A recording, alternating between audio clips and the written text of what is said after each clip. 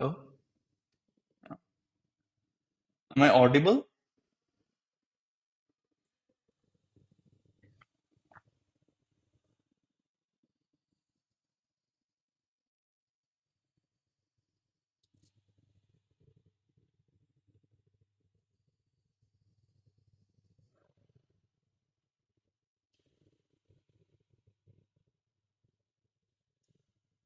Okay. Thanks, Khalid, for the confirmation.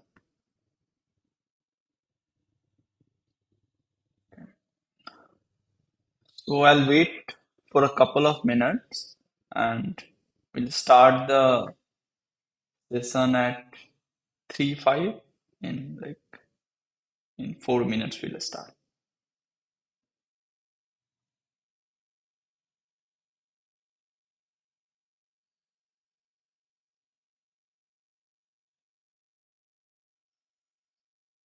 Yeah, good afternoon, Manmohan.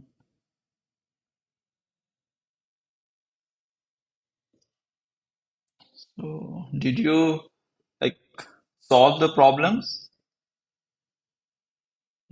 that I shared on WhatsApp as well as on the email? Although on the email I shared a bit late.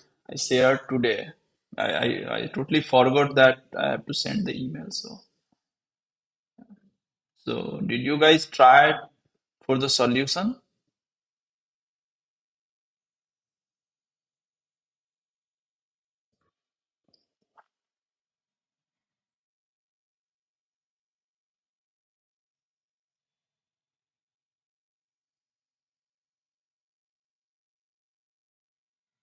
Okay.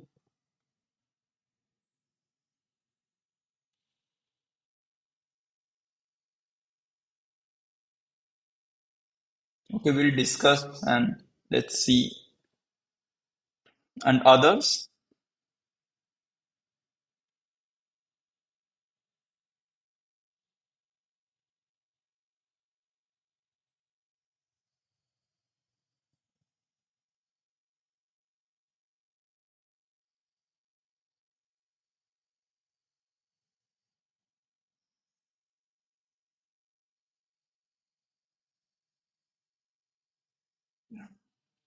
So is there any problem in the streaming? Because I can see in my phone I had some problem, so I don't know.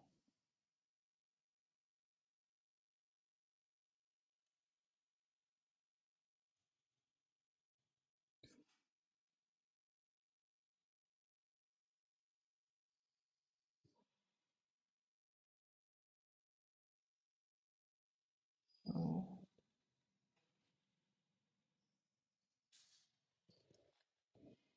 yeah. Okay. Okay, so we can start. Like anybody can confirm me if there is any problem in the streaming because stopped. Okay, but how it can be stopped?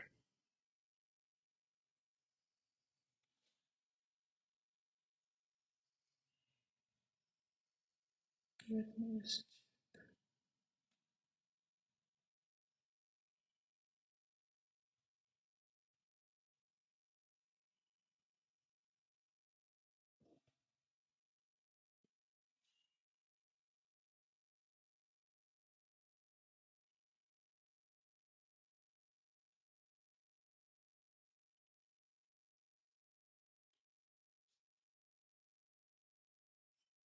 Yeah, please confirm if in case there was some problem. I don't know if the problem persists.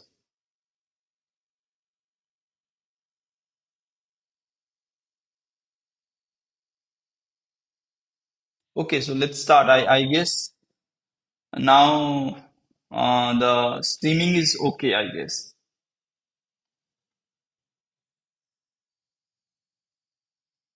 Okay. So in any case, if you find any problem in the streaming, just let me know. I'll try to fix. I don't know. Okay. So let's start the problems. Okay. So hi and welcome again. So today we'll be discussing. like this, the problem on real analysis, as I told. And these are all the problems of February 2022 CSIR NET. Okay. What about others? Like if anybody like can other than Manmohan, anybody can confirm me regarding the like because in my phone I can see that let me check. Yeah, in my phone I can see this is the live streaming is okay.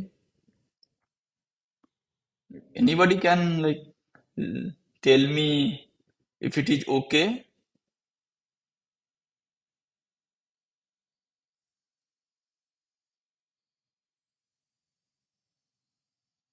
So okay,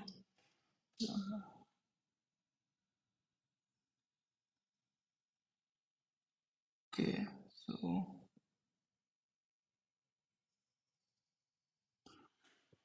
okay. I don't know what is the problem today.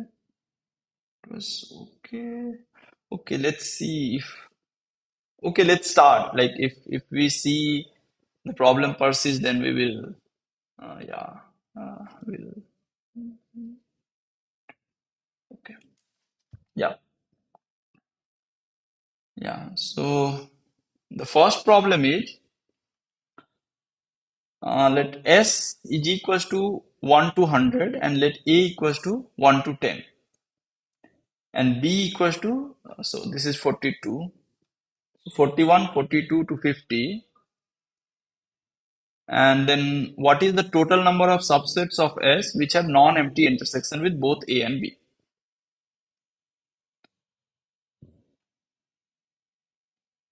So like so what is the like if you had tried what is the correct answer?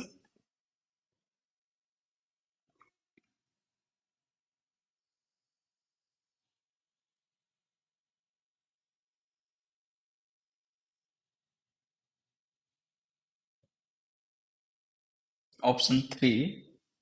Okay. Okay, let's see. Right. So so basically we need to find out the total number of subsets of S which have non-empty intersection with both A and B. So if I'll write my let's say S or S is already given, so let's write some C is equals to the set of all X subset of S such that X intersection A is non-empty and so I'm writing this and X intersection B is non-empty. And we need to, so non-empty. And we need to find out what is the cardinality of this set. How many elements are there in C? Okay. So see, this is like, this is joined by N and so this we can write as X in S such that X intersection A is non-empty and intersection with X intersect in C such that X intersection B is non-empty. Okay, so this is what I can write. So I need to find out the cardinality of this set. Okay, so what I will do instead of finding out the cardinality of this, I'll find out. Let's find out the complement thing. Okay, so what if X in does not intersect A or X does not intersection B? So it's basically if I take C complement. So what is this? This is equals to X subset of S such that X intersection A is equals to empty or X subset of S such that X intersection B is empty. Okay. So either intersection with A is empty or intersection with B is empty. Okay. And what is the total number of set elements in the power set? So that's 2 to the power 100 because total number was 100. So 2 to the power 100 elements will be there. Okay. And we need to minus the cardinality of this thing. Okay. So how many elements are there in this set? So all those elements which are empty intersection with A. And A has 10 elements. So this is like 2 to the power 90. Okay. Similarly, this side also the same. So this is 2 to the power 90 times 2. But you see that we have counted. So in this also, X intersection A intersection B is empty. So this we have counted 2 times. So it means that we have subtracted uh, more numbers. So we have to add all those things which have intersection with A and B, sorry.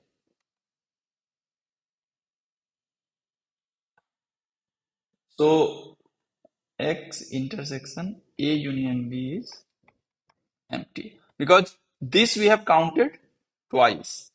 Okay, so we have to add it. So that's 2 to the power 80.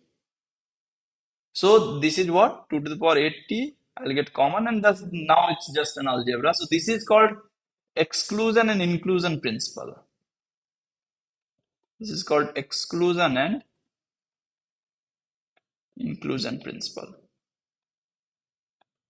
Okay. So what you are doing, you are excluding something and then you are including the thing that you have excluded twice. So this is 2 to the power 11, sorry, 2 to the power 20 minus 2 to the power 11 plus 1.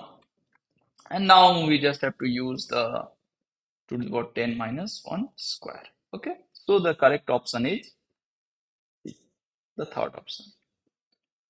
Okay, so Mato, so so fourth is not the correct answer. The third is the correct answer. Okay, so let's proceed to the next problem.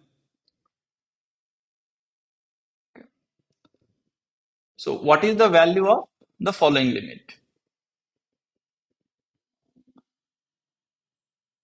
So limit n tends to infinity, 1 by n, 1 plus root 2 plus cube root of 3 plus nth root of n. And we need to find out what is this limit. Yeah, no problem. I'll just check if the connection is okay. Yeah, it shows that streaming health is excellent. So, yeah. Okay, so what about this problem? 1.1.2, option 2. Okay, this. Okay, right. So, so in order to solve this, of course, this is what? This is the arithmetic mean of these numbers. Okay, so due to Cauchy, it says that if an is a sequence and if limit an tends to infinity, sorry, limit an is L, then if you take the arithmetic sum of an, that is arithmetic mean of an, that is also equals to L. So this is what exactly we're trying. So here an is nth root of n. And what is the limit of this? Limit nth root of n tends to infinity is 1. Okay. And let's quickly see why it is 1. Okay, so that we will also recall some basic limit theory. So we need to prove that limit n tends to infinity, nth root of n is equals to 1. Okay. So the basic rule here is like we will write, see, for n greater than 1, this nth root of n is what? It is bigger than 1. So I can write this xn plus 1. Okay. So this I can write xn plus 1 because it's bigger than 1. Okay. And see this type of limit. So there are a couple of limits given in Kumar Sansar's book. So book on real analysis.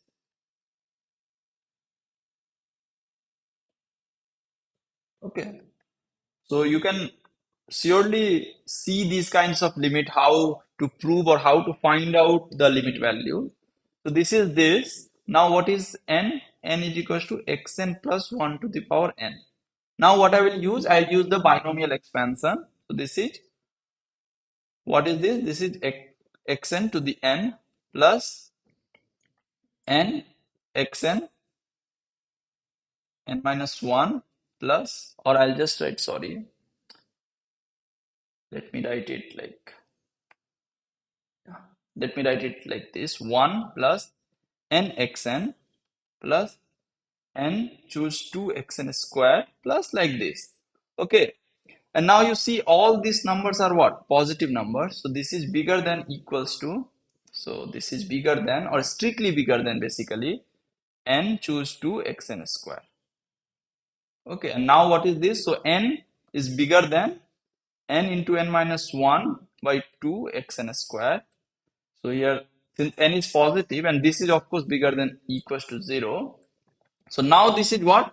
This is a sandwich kind of thing. So so xn square is bigger than 0, is less than uh, 2 by n minus 1. Okay. And now this is what? This is a sandwich. This sequence is sandwich between this and this. And this limit goes to 0. This is already 0. So this implies xn will goes to 0. Xn square will goes to 0. But this implies that xn will also go to 0. And hence this will go to 0 and therefore this limit will go to 1. Okay, and this is a very powerful tool that you write it as a sum of things and then try to show that what is the limit of this. Okay, so he has, like, in the book he has shown some of the sequences and that are very good to learn. Okay, so this is correct answer. So if you find any problem, just comment. I'll try to fix the problem. Sorry. Yeah, let's see the third one. Yeah. So what is the answer?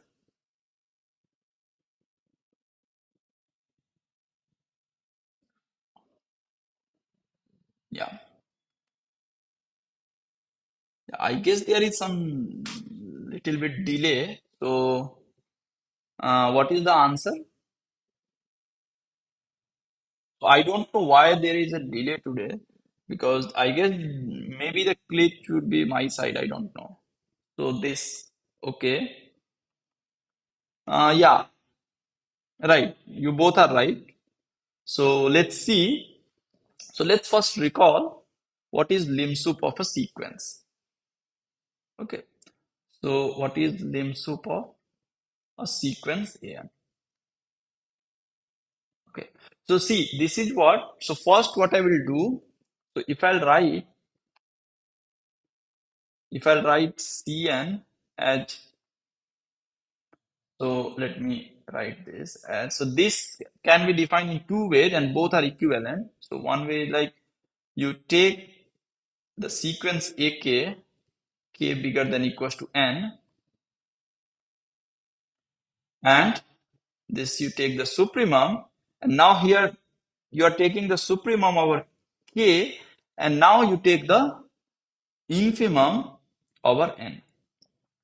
But this is same as limit n tends to infinity supremum of ak such that k bigger than equals to n.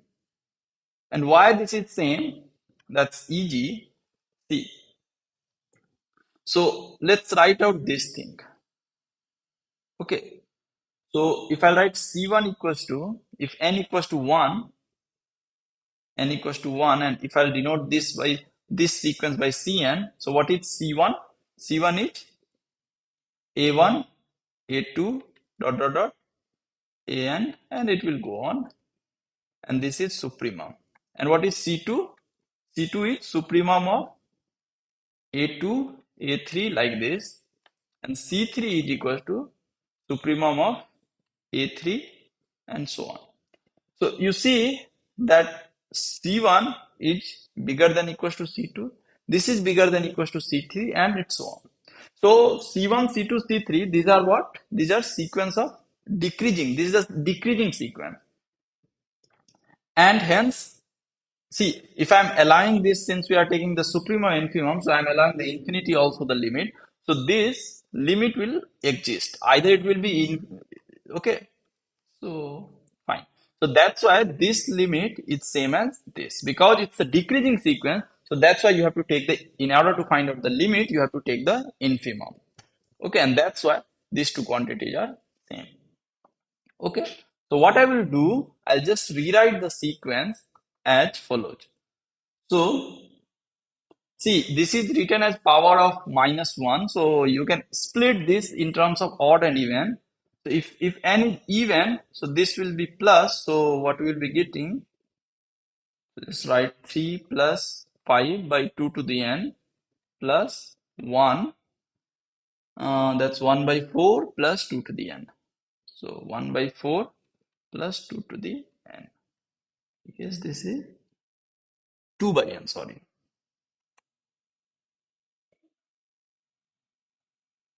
Two by n. And if you'll do this thing, then it's minus 2n minus 1 by 4 minus 2 by n. Okay. So, see, if n tends to infinity, so this is n even and this is n odd. So if n will go to infinity, this sequence has two limit points. One is like this. So this is what? 3 plus 1 by 4. And other is 3 minus 1 by 4. So that's 13 upon 4.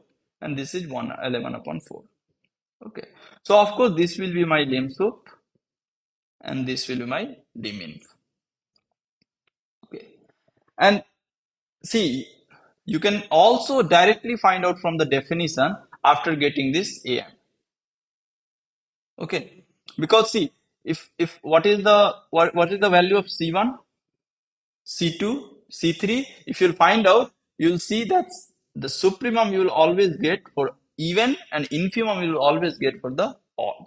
Okay, so this is easy problem that whenever you have like a sequence which you can write as even terms and odd terms separately, just write it down and then find out the limit points. Okay, so the least one will give you the limit infimum and the largest one will give you the limit supremum. Okay. So therefore, as you guys told, this is the correct answer. Okay. So let's proceed to the next problem. Which of the following sets are countable? Yeah. Yes. So what is the correct answer? So which of the following sets are countable?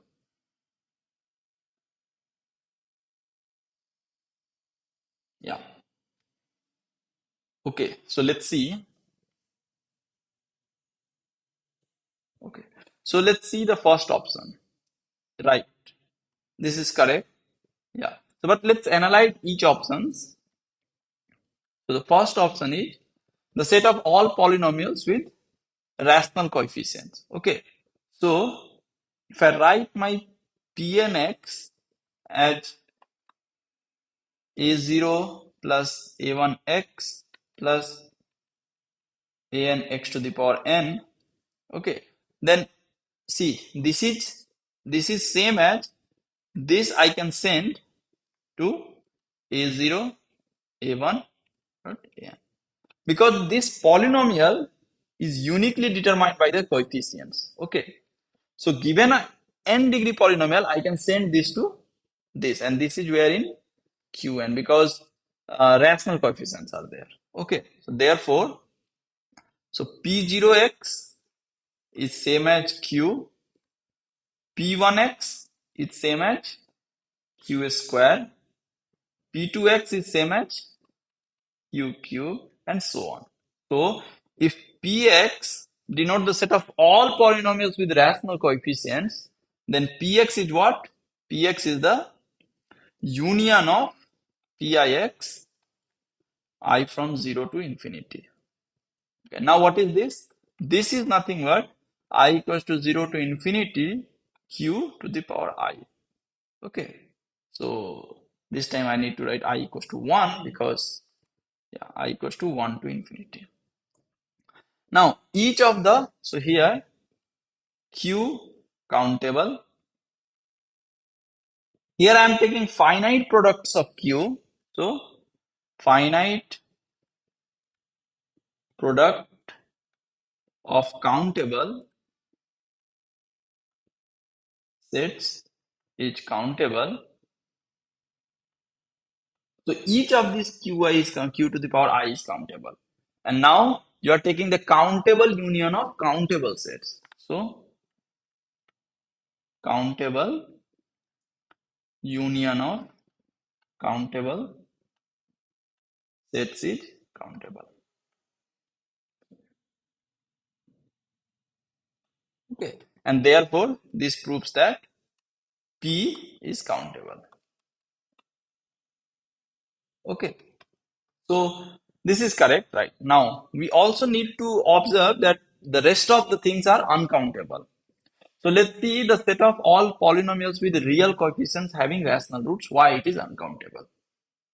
So that's easy. So the option 2, see, I'll just consider P alpha x equals to alpha x, where alpha, and now this, such that alpha is a real number. Okay. So you consider this set. Now, this set is same as R because you are varying this alpha. And what is the root of this? The root of this is 0. So 0 is the root which is in Q. So this P alpha satisfies this, that the set of all polynomials with real coefficients having rational roots. Of course, there are other degree polynomials, but I am just taking the 1 degree polynomial, P alpha x. And this is same as R, and this is uncountable. So the second option contains this set, an uncountable set. Okay. And you know that if it is containing an uncountable set, so it cannot be countable. So this implies this is not countable. Okay. Similarly, if you'll see the option 3, which says that set of all A in M2 are with rational eigenvalues. Okay, I'll do the same trick again. What I will do,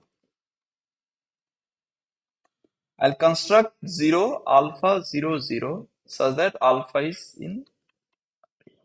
See, the eigenvalues are 0, 0. Again, this family is R. So this again contains an uncountable set and hence it cannot be countable. Similarly, the same set this, the fourth option says that the set of all real matrices whose row echelon form has rational entries. Of course, if you'll find out the row echelon of this, it has rational entries just by dividing by alpha. But again, this is uncountable. So this is also uncountable.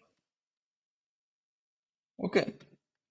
So yeah, so this proves that these all three are uncountable and this is countable. Okay. So since I'm saying there is a lag today, so you can ask your doubt. I may see like after some while because there is a lag today. So yeah. So if you have any problem in this, just ask me and we'll proceed to the problem 1.1.5. Okay. The next problem. Okay. So what is the correct answer in this?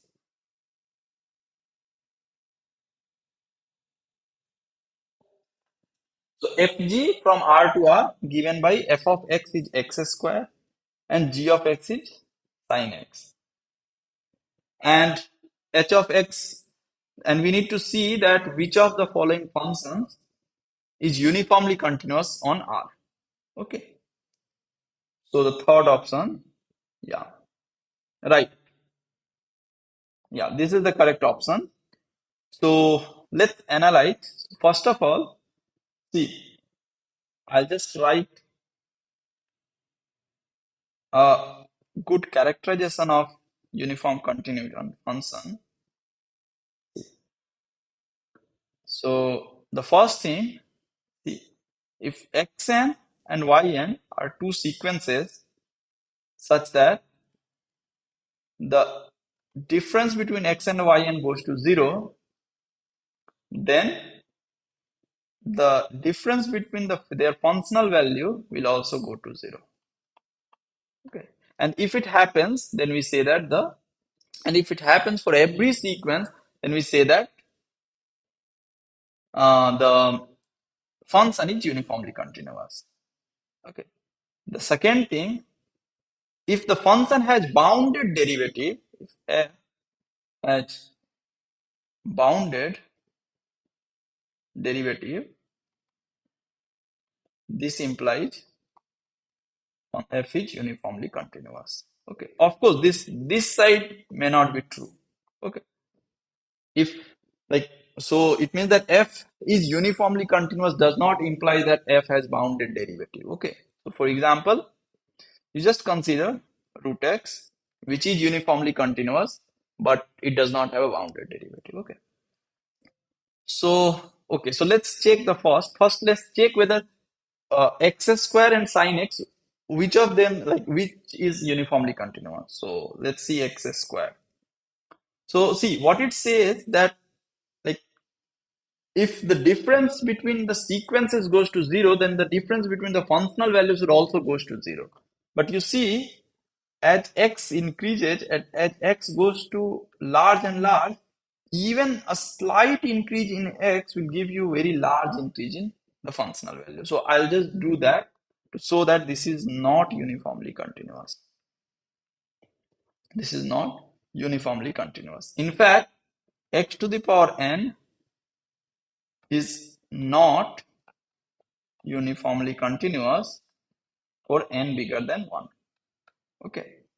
So you can check, I'll just write down here that, see, if I'll take xn as n and yn as n plus 1 by n. So what I took a large number and I give a very small difference between xn and yn.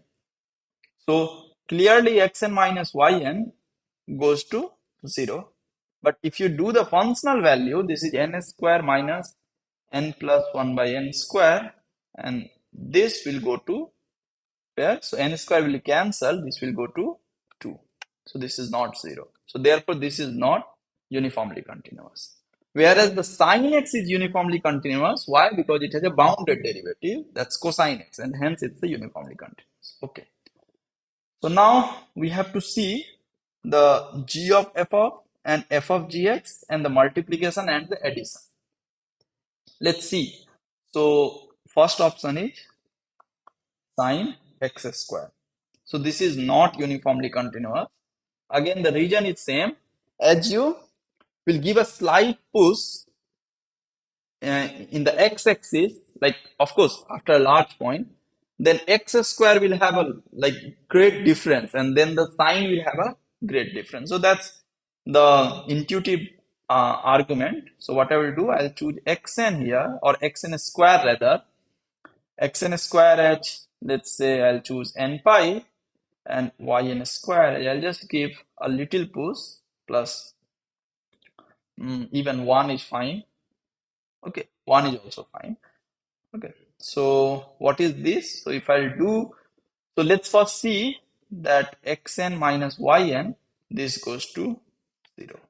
And that's easy. Why? Because what is n? So xn is the square root of n pi and minus the square root of n pi plus 1. So of course we don't need to consider the mod because we are proving it's 0.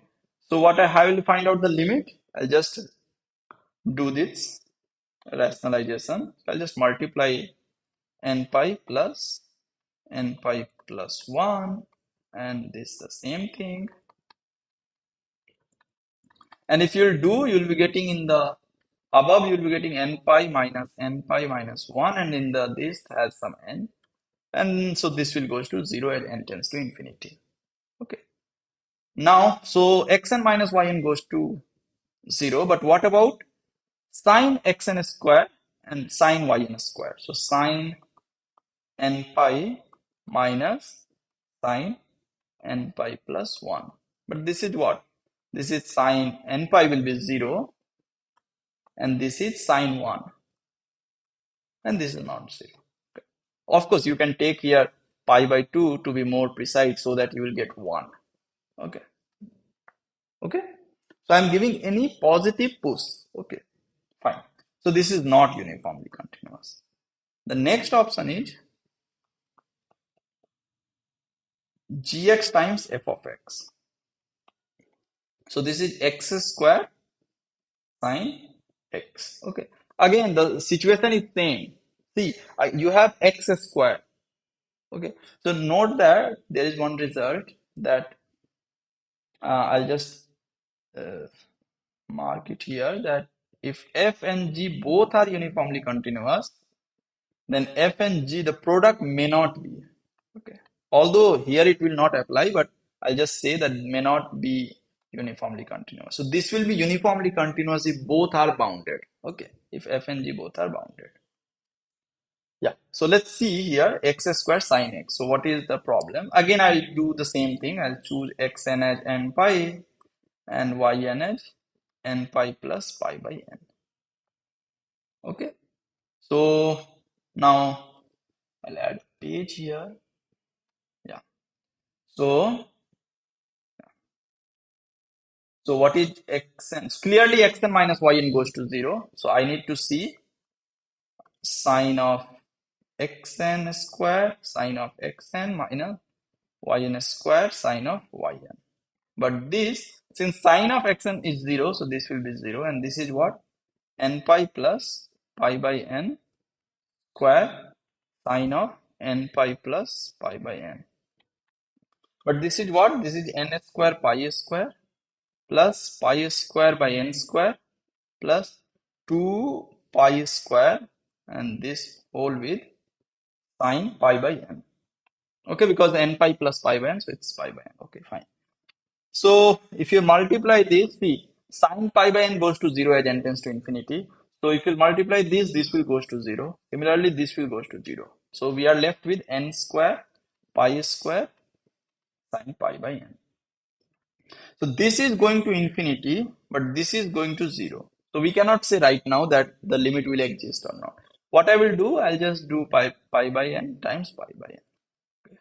And now you see that this goes to where? 1. And this has still n. And therefore the whole limit will go to infinity. And hence the limit again is not bounded. It's not going to 0. It's not going to 0. And hence the function is not uniformly continuous. Okay. Yeah, let's talk about the third one, that's sine of x square. Okay, so let's see. Yeah, the first thing I should mark here, the first thing that you check in all the thing. So whenever you need to check the uniform continuity, the first thing you need to check the derivative. Although I haven't checked for the previous two examples, but you check the derivative, see if it is bounded. See if it is bounded. If bounded, it is uniformly continuous. If not, then go for further investigations. Okay, so sine x square. This is 2 times sine x times cosine x, and this is bounded, and hence this is uniformly continuous. Okay, let's talk about the fourth one. That's sum. So x square plus sine x. Okay. See, if this is uniformly continuous, suppose that this is uniformly continuous, and we already know sin x is uniformly continuous, this is uniformly continuous, but this implies minus of sin x is also uniformly continuous. And so, and we know that the sum of two uniformly continuous function is uniformly continuous. So this implies x square plus sin x minus sin x will also be uniformly continuous, which is equal to x square is uniformly continuous, which is a contradiction. And hence this function cannot be uniformly continuous. Okay. So this completes the analysis of all the options for this, and I hope it is clear to everyone. If any doubt, you can ask, and we'll proceed to the next problem, problem 1.6. So if any doubt, you can ask.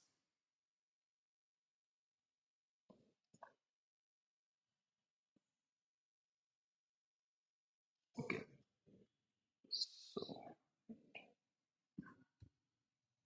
Okay, so let's see 1.1.6. So you have two basically numbers, or two, I don't say number because I don't know whether they are convergent. So you have two expressions. First is S1 and S2, and you have to say which of the identities is true. So yeah. So what is the correct answer? S1 and S2. So which of them is correct? So yeah, right. Okay. So let's see. Okay.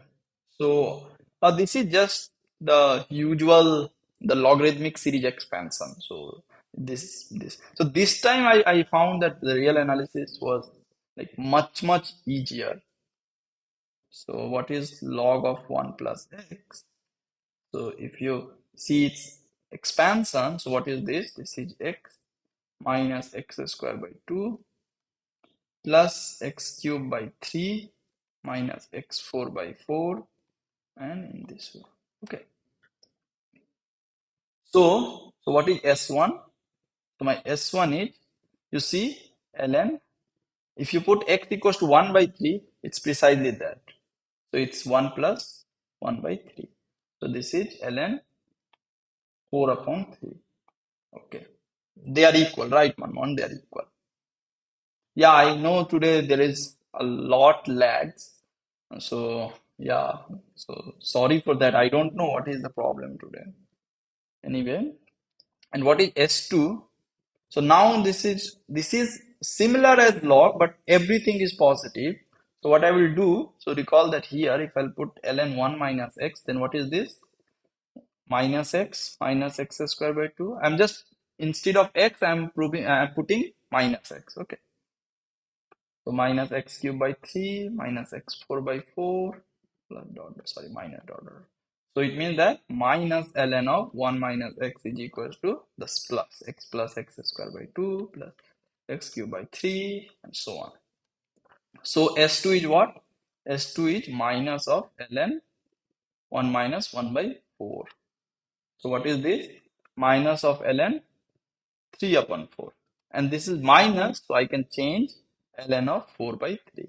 So these two are same. So S1 and S2 both are same.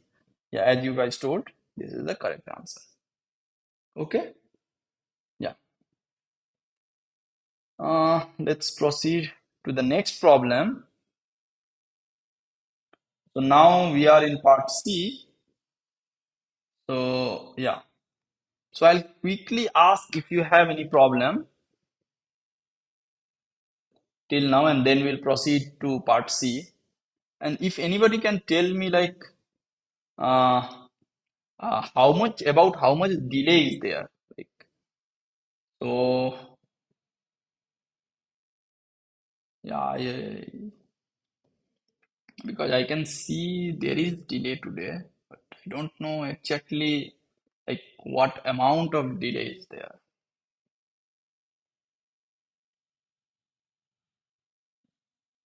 Okay. Okay, so I hope you don't have any problem in the previous problems. So right. So let's start part C and start with the problem. This problem number 7. Okay. So let's see. So A and B and be two sequences of real numbers, and E and F be two subsets of R, and let E plus F is just the sum of the all the elements of E and F, and assume that the right side is well defined in each of the following statements. Okay. Then which of the following statements are true? Okay. So what is the correct answer here? Or what are the correct answers here?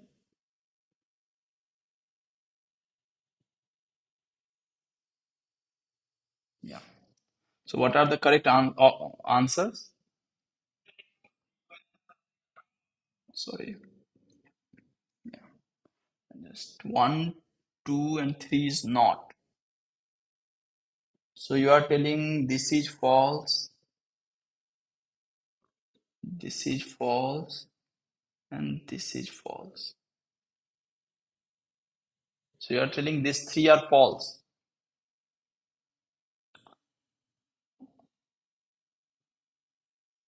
Okay. So why so? No, 1 and 2 are correct. Okay. Okay, so 1 and 2 are correct. Right. So this is true and this is true. Right. So yeah, first of all, I'll just make a remark here that see here E and F are just two sets. Okay, so there is no meaning of lim sup. So here, because there is no meaning of limit, so this means when I am writing this, so this means that supremum of E plus F. Same as here, this is supremum, this is supremum. Same as here, this is infimum, this is infimum, this is supremum. Okay, so one is true, three is false. Yes. Yeah, three is false, of course. Yeah. So let's see. Right, you are right, Manmohan. So this is not difficult. So let's quickly prove this. So let's talk about the first option. So that limit sup of an plus bn is less than lim sup of an plus lim sup of bn. Okay. So this is not difficult. See. So how do we prove this? That this is, of course, the equality need not be true. So first of all, like I'll just prove that this may not be equal. So for example, if I take an to be, let's take 1 minus 1, 1 minus 1, like that, and bn to be minus 1, 1, minus 1, 1, like that. Okay. Then what is the lim sup of an? What is an plus bn? An plus bn is 0. So 2 and 4 are also true. Okay, we'll see. We'll see that which of them is true. Yeah, 2 we'll see. The 4, yeah, you are right that 2 is true, but 4 is not true because I will explain it here. So an plus bn is equals to 0, but what is the lim sup of an? That's 1. And what is lim sup of bn? That's 1. This is 1 and this is 0. So of course they may not be equal. Okay. So that means they may not be equal. So less than. Okay. So but you see that supremum of an, and let's see. See, what is lim sup again? What is lim sup of an plus bn? What is this? This is equals to, as I told, infimum of ak plus bk, sorry, infimum of the supremum of ak plus bk such that k is bigger than equals to n, and this you are taking over n. Okay. Now, supremum of AK plus BK is bounded by the supremum of AK and BK. So, this is less than equals to infimum over N, supremum of AK such that K is bigger than equals to N plus supremum of BK such that K bigger than equals to N. Okay. And now you are just taking the infimum of the, this is like this and this is this. Okay. So as I told, this is a decreasing sequence. As I told, this is a decreasing sequence. So this is same as to take the limit. Okay. Because as I showed earlier that this is a decreasing sequence. So infimum is same as taking the limit. And this is what? This is just like this is this plus. So this is lim sup of AK or AN plus lim sup of BN. Okay. And hence we have the less than. So this option is of course correct as you all told. And this will be false. For example, just consider this example, the one that I told here. So what is the lim? So what is the lim inf of an plus bn? That's 0 because an plus bn is 0 sequence, and but lim inf of an is -1 and lim inf of bn is also -1. So it's -2. So this. So this is false, of course. So now 2 and 4. Okay. So here, so let's see about the 2. See, I don't know what is the meaning of limit of lim sup of a set. Okay, and of course there is no way to define the limit. So that's why I told it's a supremum. So we have to see supremum of E plus F equals to supremum of E plus supremum of F. And that's true. Let's quickly show this. It's not difficult. So what I have to show, this is one number, this is a number. Of course, I can assume that both the sets E and F are bounded, because if any of them is unbounded, then this side is infinity, this side is infinity, hence we have the equality. So we'll assume that both sets E and F are bounded. So it means that this is a number and this is the sum of two numbers. Okay, so it means that we have to show the equality of two numbers. So what I will do, so if we have n and m, two numbers, how do you show they are equal?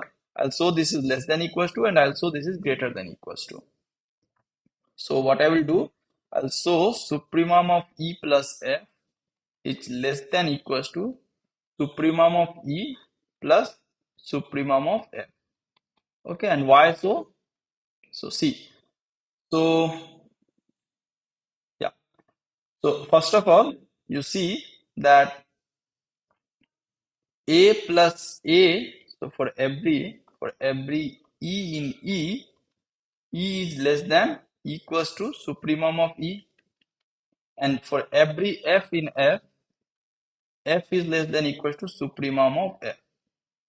Okay, so this implies E plus F is less than equals to supremum of E plus supremum of F. So what I saw, that is true for every E and F. Sorry, and this is an upper bound. Okay, this is an upper bound, and this is the least upper bound. So an upper bound is of course bigger than the least upper bound. So this implies that supremum of E plus F is less than equals to supremum of E plus supremum of F.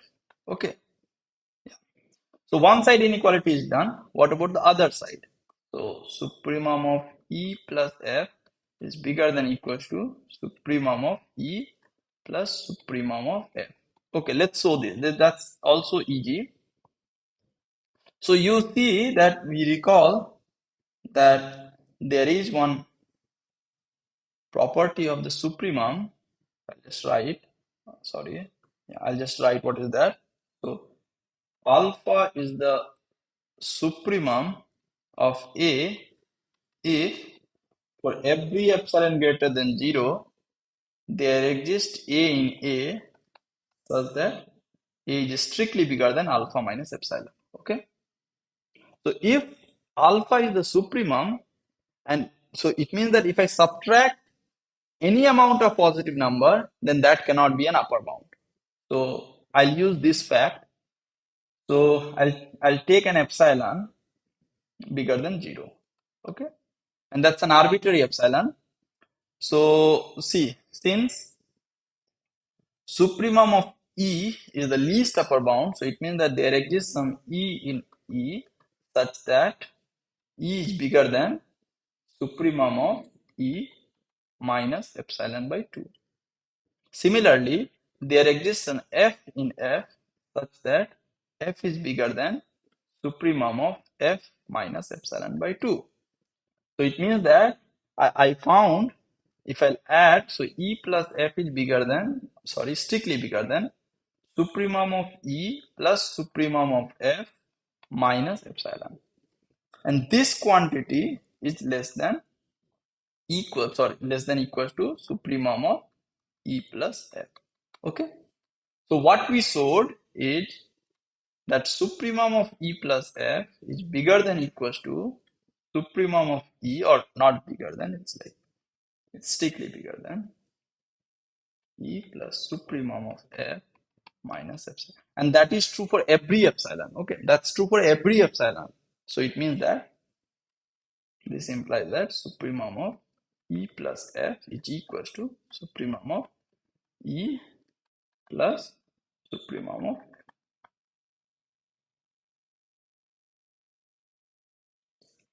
Okay, so what amount of positive number you subtract, it will be bigger, and that's for every epsilon, so that's why this is true. Okay, so yeah, right, so this proves that the equality, so this proves that, sorry, this proves that this is also true, and this we have already shown this is false. Now the fourth one, infimum of E plus F is infimum of E plus supremum of F, but that is not true. See, if it would have infimum here instead of supremum, then that's true. But it is supremum, not infimum. So this is false. So infimum of E plus F is equals to the infimum of E plus infimum of F. That's true.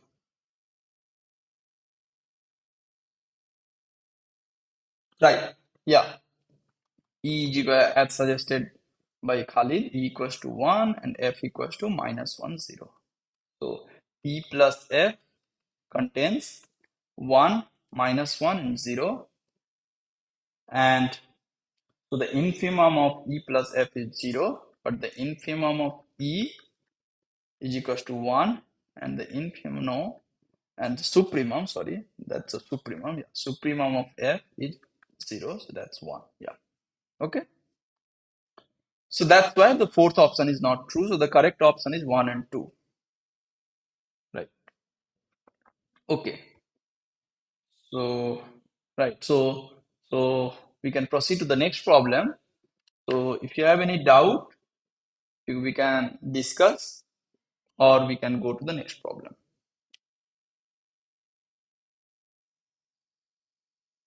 Yeah. Okay. So the next problem is, let R plus denote the set of all positive real numbers, and suppose that f from R plus to R is a differentiable function. Okay.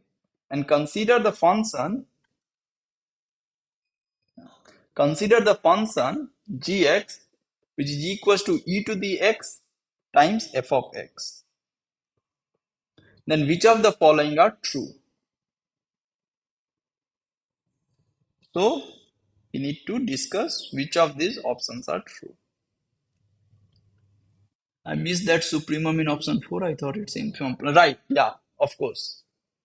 Yeah. Okay. So,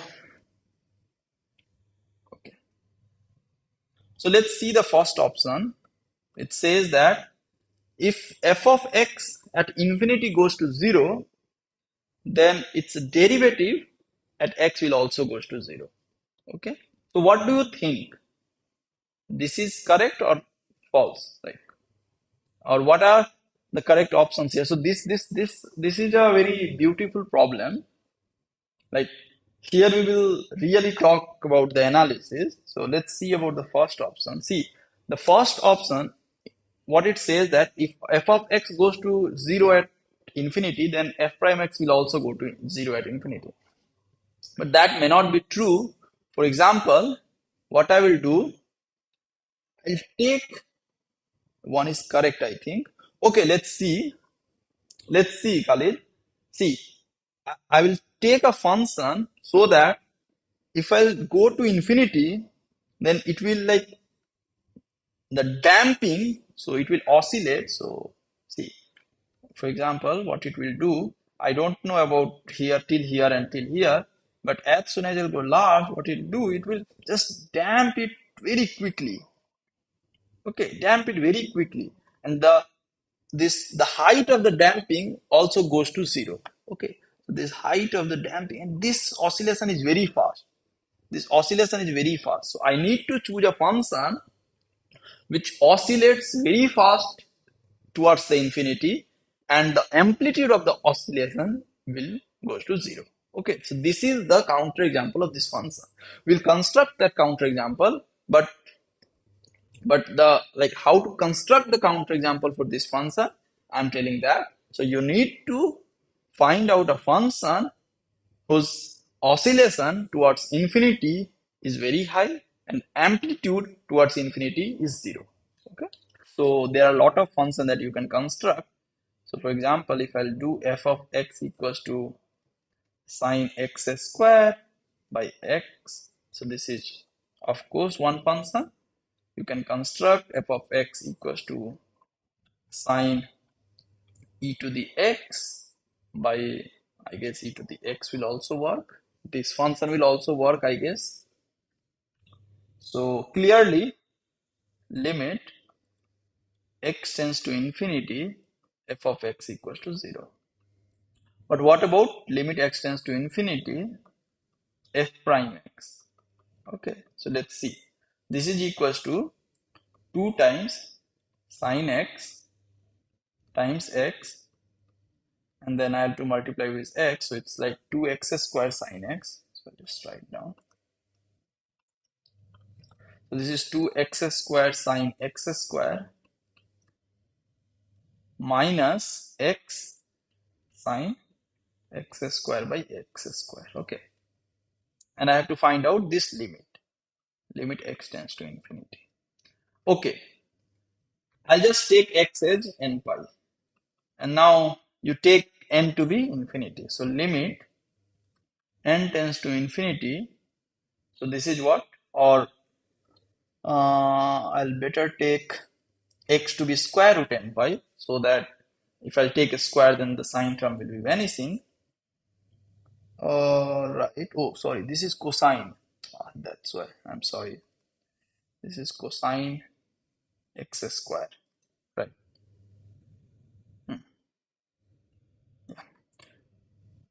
Right. So limit n tends to infinity, 2n pi cosine n pi minus, this will be going to 0 because sine will be 0 divided by pi. Okay.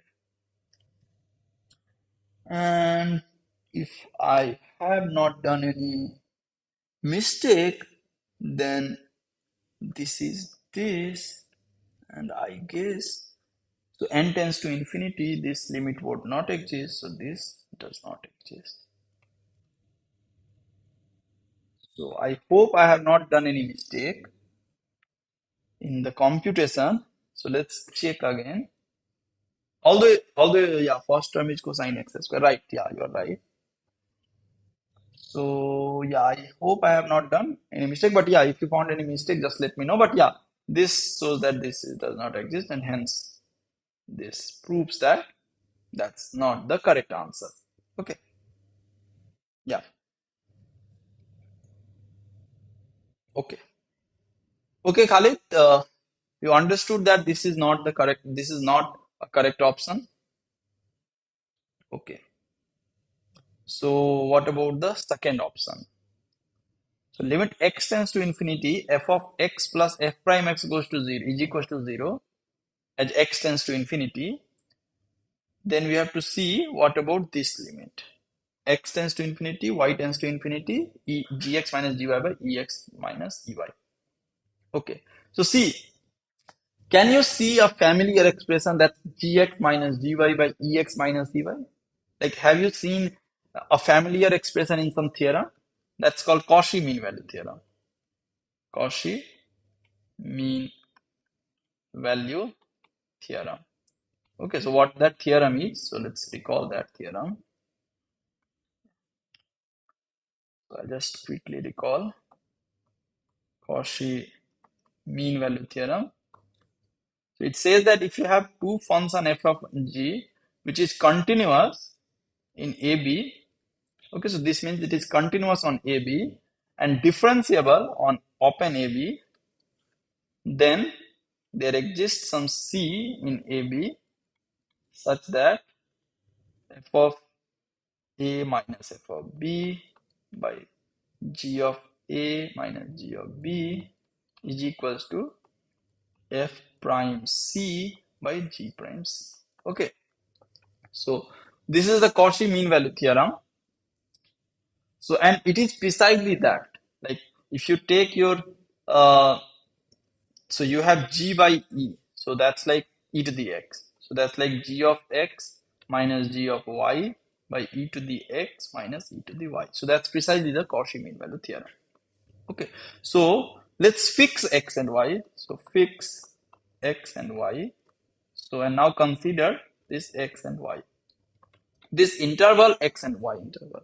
So clearly the function g and the exponential function is continuous and differentiable in this interval. So what? So this means from Cauchy mean value theorem, I have there exists some xi in xy such that g of x minus g of y by e to the x minus e to the y is equals to g prime xi by e to the xi. Okay, now I have to find out limit x tends to infinity, y tends to infinity, what is the value of this? Okay, now you see, if x tends to infinity, so this tends to infinity, y tends to infinity, so this means where does this xi will go? This xi will also tends to infinity. So this is same as limit xi tends to infinity, g prime, sorry, this is e to the xi. Okay, so in order to find out this limit, we have to find out this limit. Okay, so the problem now reduces to find out the limit xi tends to infinity, g prime xi by e to the xi. Okay, now I'll use the condition given. What is the condition given? That f of x plus f prime x goes to 0 as x tends to infinity. Okay, so what is g prime? See, what is g prime? So let's compute g prime. So g prime x equals to, so g was fx times e to the x. So g prime x is f of x plus f prime x into e to the x. So what is g prime divided by x? So if I'll do this, I'll have this. Okay, so this is precisely that.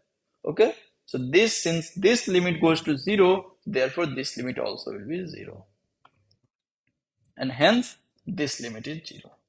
So therefore this option, the option 2 is correct. This is false. Yeah. What about the third option, which says that limit x tends to infinity, f prime, now it's given the opposite way, f prime x goes to 0, then f of x will goes to 0. But yeah, that is of course not true. So there are a lot of counter examples that you can construct. So one counter example is like you take f of x equals to ln x, and then f prime x is equals to 1 by x. So this goes to 0, but this does not goes to 0. Okay, so this option is false. Yeah, let's talk about the fourth option. Again, limit x tends to infinity, f plus f prime is given to be 0. I need to find out limit x tends to infinity, f of x. Okay? Okay, so let's see. So, limit x tends to infinity, f of f prime plus this is 0. So this implies, as we already observed, that limit x tends to infinity, g prime x by e to the x equals to 0. Okay. And what I need to find, limit x tends to infinity, f of x. Okay. But what is f of x? F of x equals to g of x by e to the x.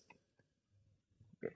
So this is limit x tends to infinity, g of x by e to the x. Okay. Now you see that if at infinity, if it is infinity by infinity form, see, if it is infinity, if it is infinity by infinity form, then I can use L'Hopital rule. Okay, and if I use the L'Hopital rule, that's g prime x by e to the x, and that will give me 0. Okay, so if it is infinity by infinity, then I can use the L'Hopital rule, and then it is limit x tends to infinity g prime x by e to the x, which is equals to 0. Okay, yeah. But why we see, we are not given that the limit of g, see this, so this means limit x tends to infinity gx. This we don't know it's infinity or finite. Okay, but suppose that if it is finite, so if this is equals to some c, then what is that? Then that's limit x tends to infinity gx by e to the x. But this limit is finite and this limit goes to infinity, so that's equals to 0. So if this is c, then this goes to 0. And if it is infinity, then I can use the L'Hopital rule to conclude that this is 0. Okay. So this is the final analysis of this problem. So if you have any problem, just ask me. I'll give a pause of 3 to 4 minutes. Yeah. So this option is correct. Okay. Yeah. So you can ask uh, some doubts if you have.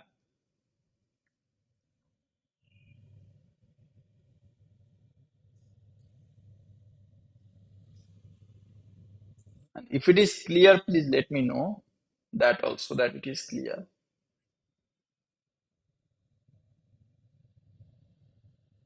Yes, in option 2. Okay. Okay. So let's see the option 2 again. You are okay, fine, yeah. So you have confusion in option 2. So let's discuss option 2 again. Okay, so what is given?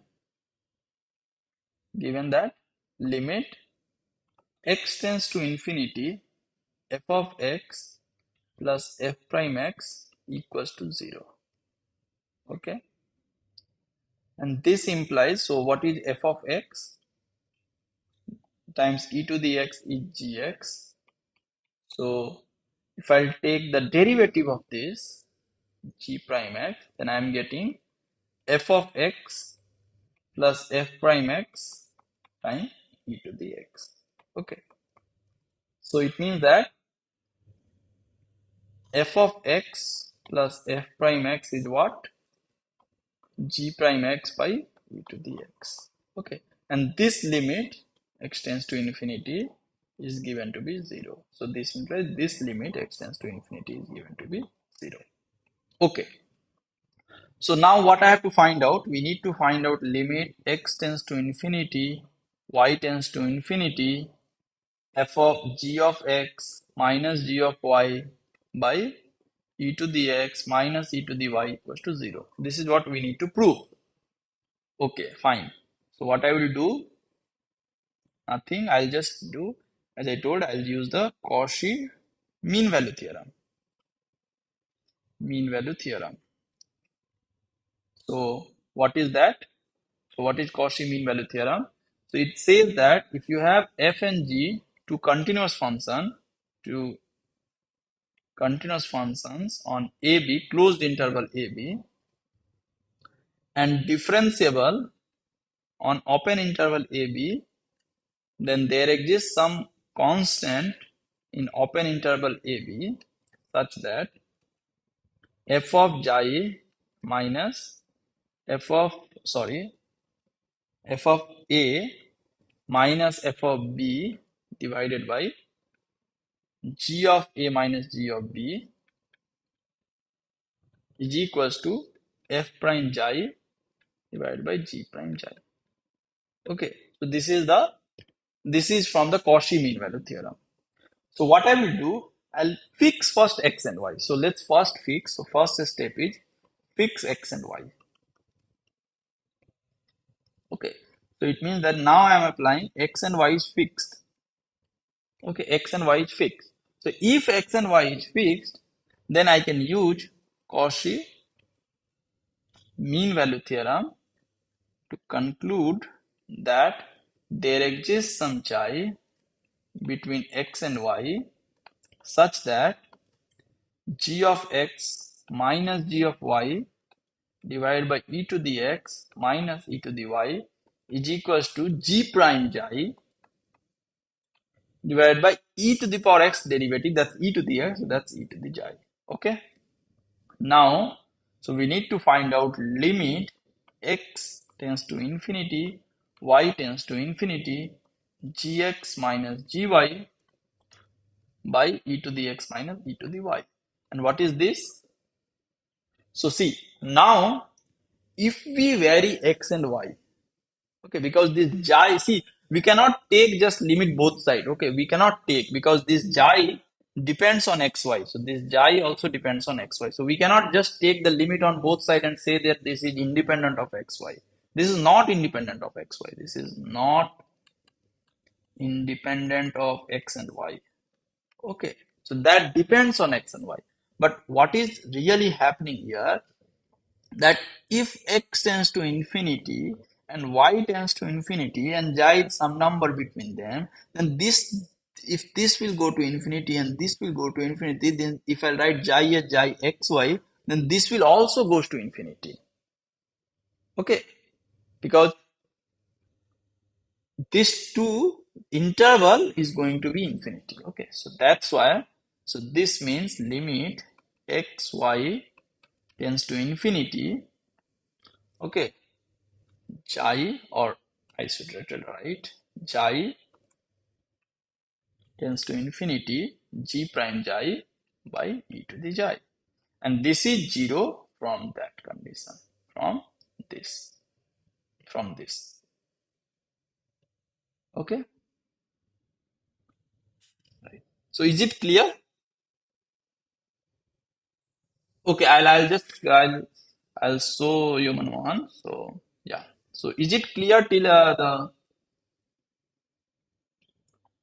xi can be anything like finite? How can we take it? See, as I'm telling, let me again here. See, this is my x and this is my y, and this is my xi xy. So, for example, see, let me show you by an example first.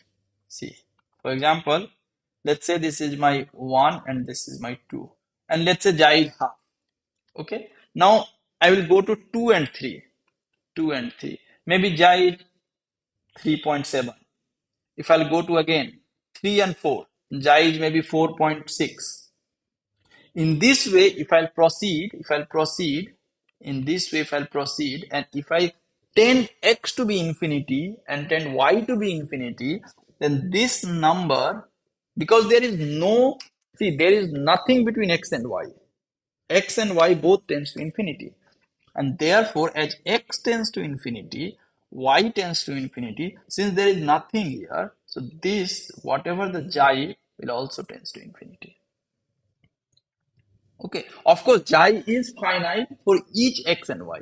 For each x and y. But for example, the set of natural number, limit n tends to infinity n. What is this? This is infinite. See, like, okay, great. Okay, so this proves that this is okay. Now I'll, yeah, Manmohan, let me construct the function. Okay, so the first option was, let me write down, yeah, limit x tends to infinity f of x equals to 0. This implies that limit x tends to infinity f prime x is not 0. This is what I have to construct. Okay, so how do I construct? So what I will do, I'll choose a function,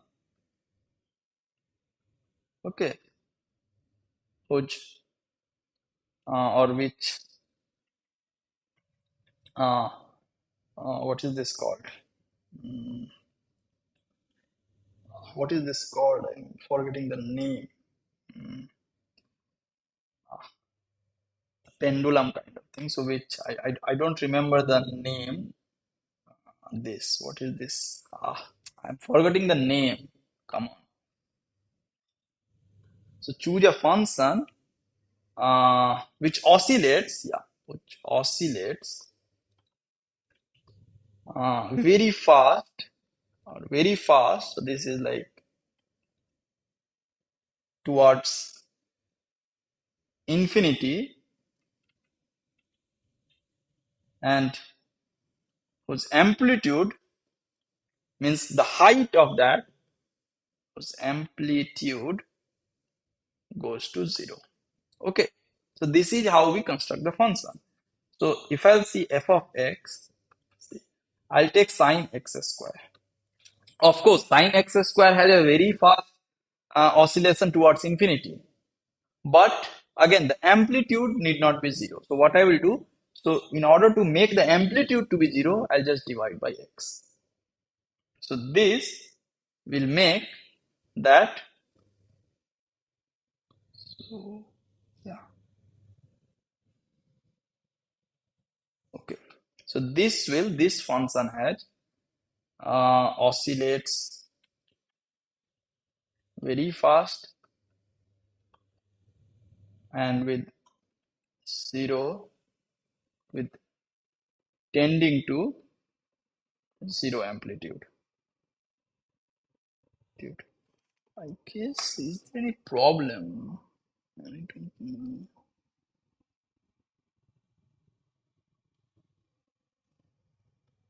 Well, let me just see.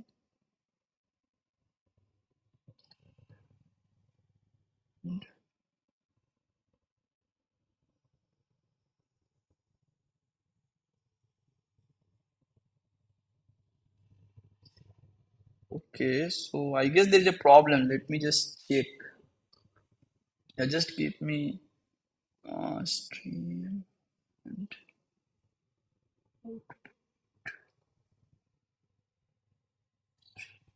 this. How will I change? It shows that I don't know.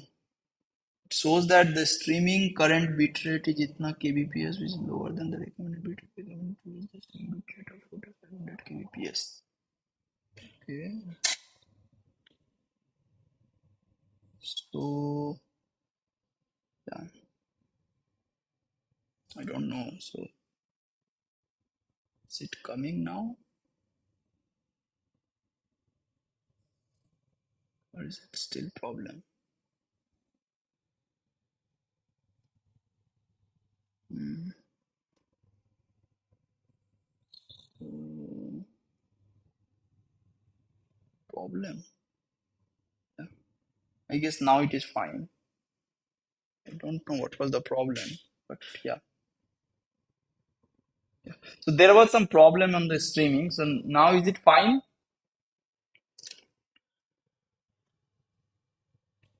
Is it fine? I don't know. So uh, let me ask.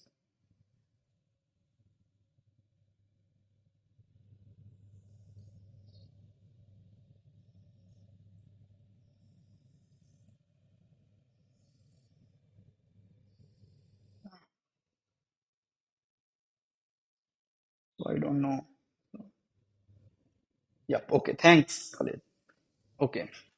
So yeah, Manmohan. So is it clear? So I hope that's clear. So let's talk about the next problem. This, the problem number 9.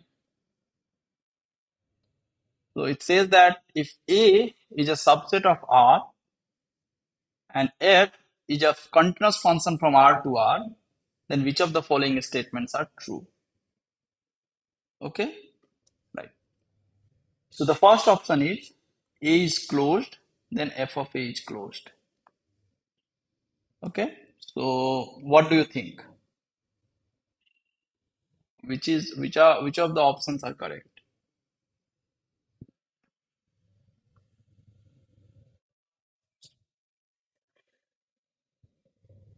So if A is closed, then F of A is closed. So 1, 3, 4. 1, 3, 4. So 1 is correct, you are saying, but unfortunately that's not.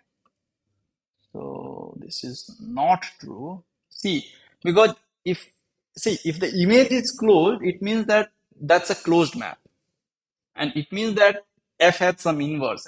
Every function f has inverse, because if it is closed, yeah, one is false, right? Because if f is closed, then it means that f inverse is continuous, but that need not be true. So Let's see why. So there are lots of examples. For example, if you consider R to R and x goes to e to the x, the exponential function. Okay. And what is the image of f of R? It is equal to 0 to infinity. And this is open and this is closed. Okay. Yeah. Constant function will not give you the counter example for 1.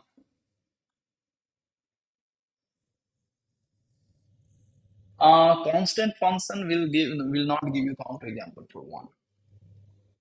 Because like f of whatever you take, open, close, that's equals to the constant and this is closed. So that won't give you, yeah, that is a counter example for the second option.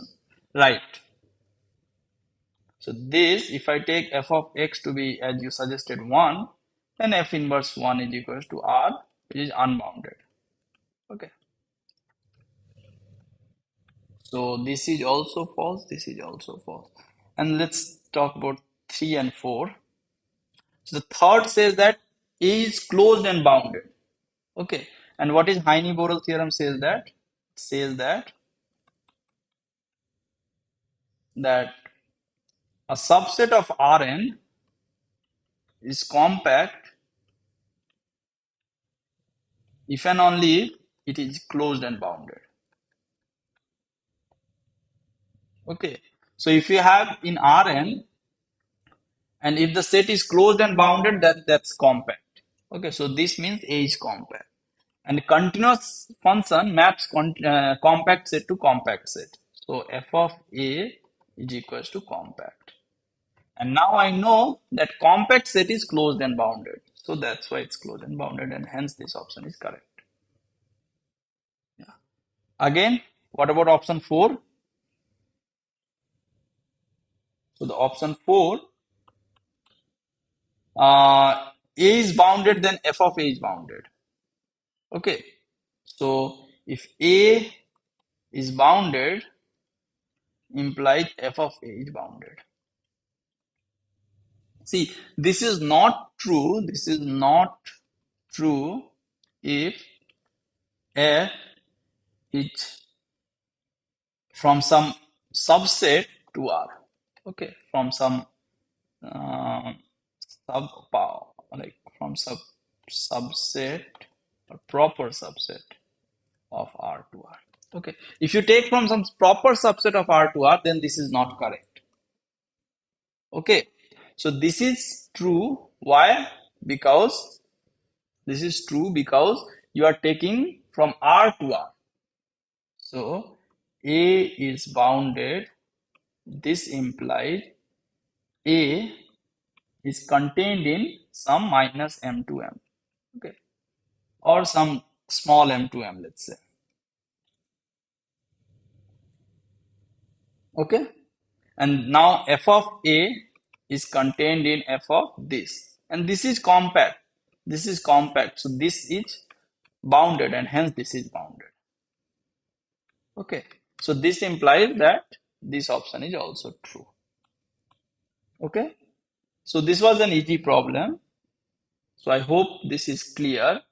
So let's proceed to the next problem, problem number 10. And if you have any doubt, you can ask. Okay. So, right. So the next problem is, uh, in which of the following cases does there exist a continuous and onto function from x to y?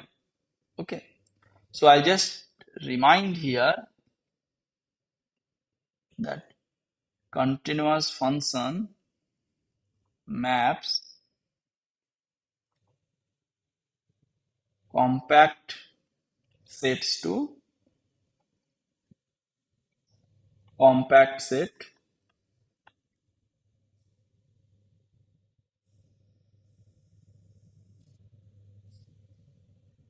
The second is it maps connected sets to connected set. Okay. So yeah, I just yes. Is there any problem in the live stream? Uh, I don't know. I guess it is fine. Right, 1 and 3. So 1 and 3. Right. Yeah, you are right, Khalid. So we have these two properties that continuous function maps compact set to compact set and connected set to connected set.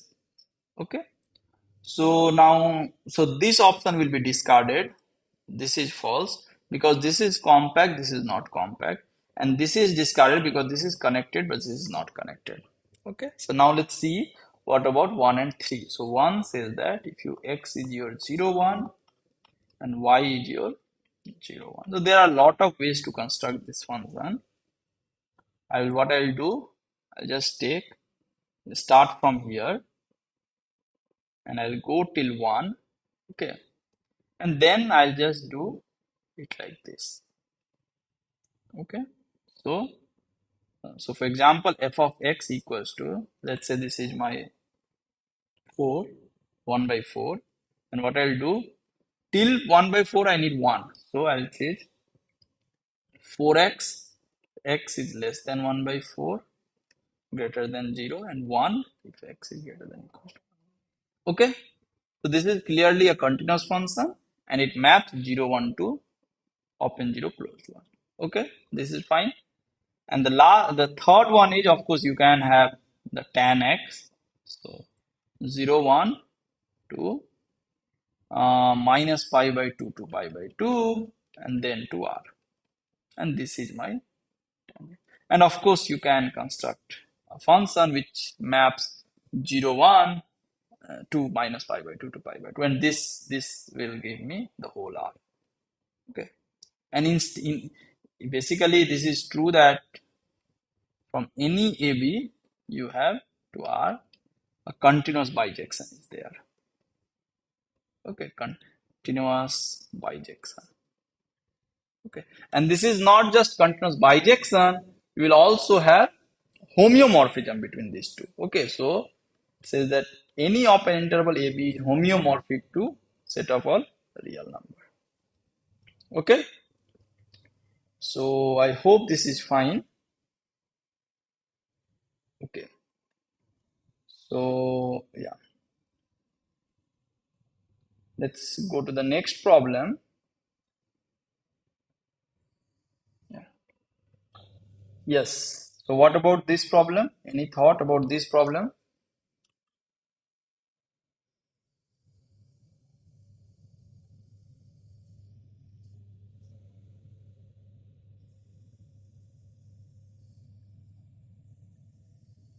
Yeah.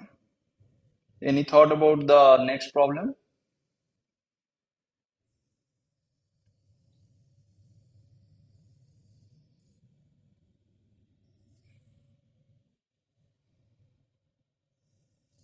Okay, so let's see. Yeah, this is 1 and 3. So 1 and 3. Okay, let's see. So let's see this. So it says that Y is a non-empty bounded open subset of Rn, and Y bar denote its closure, and let Uj be a collection of open sets in Rn such that Y bar is contained in Uj, and then we have to see which of the following is. Okay, so first of all, see, Yj is bounded. This implies sorry, not Y. Okay, so Y is bounded. This implies Y bar is also bounded. Why? Because Y bounded means it means that Y can be fit in some closed rectangle or closed ball. And now, if I take the closure, Okay, so it means that so y closure will also be inside this closure, and this is a closed set, and hence it is also. So if y is bounded, then its closure is also bounded, and now this is a closed set. So this implies 1 and 4, right? I will see which of them. One is definitely true. Let's see which of them. So this implies y bar is compact. Is compact. Okay. And this uj is an open cover, is an open cover of y bar. Okay. This is an open cover of y bar. Fine. So this, since this condition is given, so uj is an open cover of y bar. Okay. Now y bar is a compact set, so every open cover has a finite subcover. So it means that there exists some j1, j2, jn such that y is contained in u ji sorry, union of uji I equals to 1 to n. Okay, so that's why option there exist finitely many positive integer j1 to jn such that y is contained in this. Okay, fine. Now next option says that there exists a positive integer n such that y is contained in this. So if this is true, if this option is true, then this is also true. Why? Because it says that there exists a positive integer. Okay, so from the first option, what I know that J1, J2, J3, dot dot dot, Jn exist. Okay, what I will do, I just take the maximum among this. N is the maximum among this. And then for that n, you see that y is contained in this union.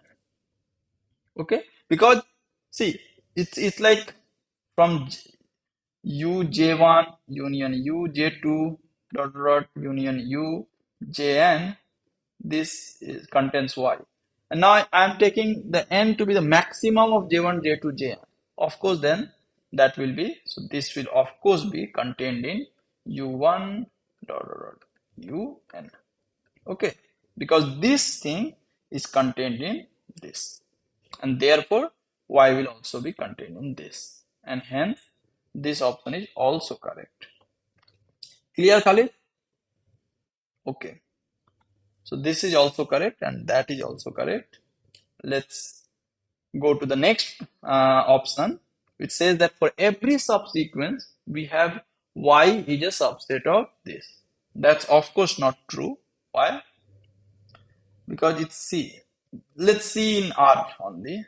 So let's, for example, I'll take my y as this 0 1. This is my y, and y bar as 0 1. Okay, I will choose an open cover of this. Yes, I'll choose an open cover of this. So I'll choose un for n bigger than 2. I'll choose un as let's say choose un as I'll choose 1 by n, comma 1 by 2 minus 1 by n, or plus 1 by n, plus 1 by n. Okay, this. Okay, so what is u2? u2 is 1 by 2 to 1. u3 is 1 by 3 to 1 by 2 plus 1 by 3, and so on. Okay, and let's take u0 to be some open subset of 0. Okay, this, let's take this to be u0, and u1 to be some open subsets of u1, this. Okay, fine. So I have u0, u1, some open neighborhood of 0, and this is some open neighborhood of 1. Okay, so now I have open cover of 0 1, 0 1. Okay, that's un. Okay, but you see that what it says that for every subsequence y is contained in this. But of course, if I'll just start from u2 u3 dot dot dot, then 0 1 is not contained in u2 union u3 union u4 union dot, dot, dot. Okay, so this is not contained in that, and therefore this option is false. This option is false. Okay. Same applies for the fourth option. So what it says that there exists a subsequence such that y equals to. It says that equals to. This equals to is the wrong thing, because see, whatever you take here, whatever you take, you cannot write y as equals to union of u j I equals to 1 to n. Okay. Y is contained in that, but y never be equals to that. Okay. So y is contained in that, but y never equals to that. Okay. So if there is any doubt, you can ask. So this is false. So y is contained in this. Okay, but may not be, need not be equal. Okay. So any doubt we can ask, or you can ask. We will proceed to the next problem. Okay. So okay. Yeah. Okay, fine. So the next problem is, yeah. Right. So the next problem is, if f from 0 1 to r be a continuous function such that integral 0 to t f of x is same as integral 1 to t f of x. And then we have to see which of the following is correct. Okay. So any thought about this problem?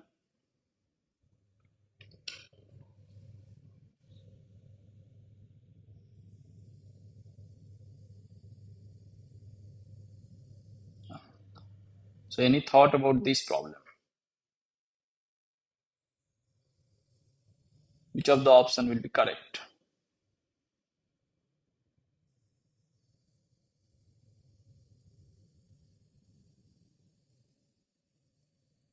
Okay, so let's see. That's not a difficult problem also.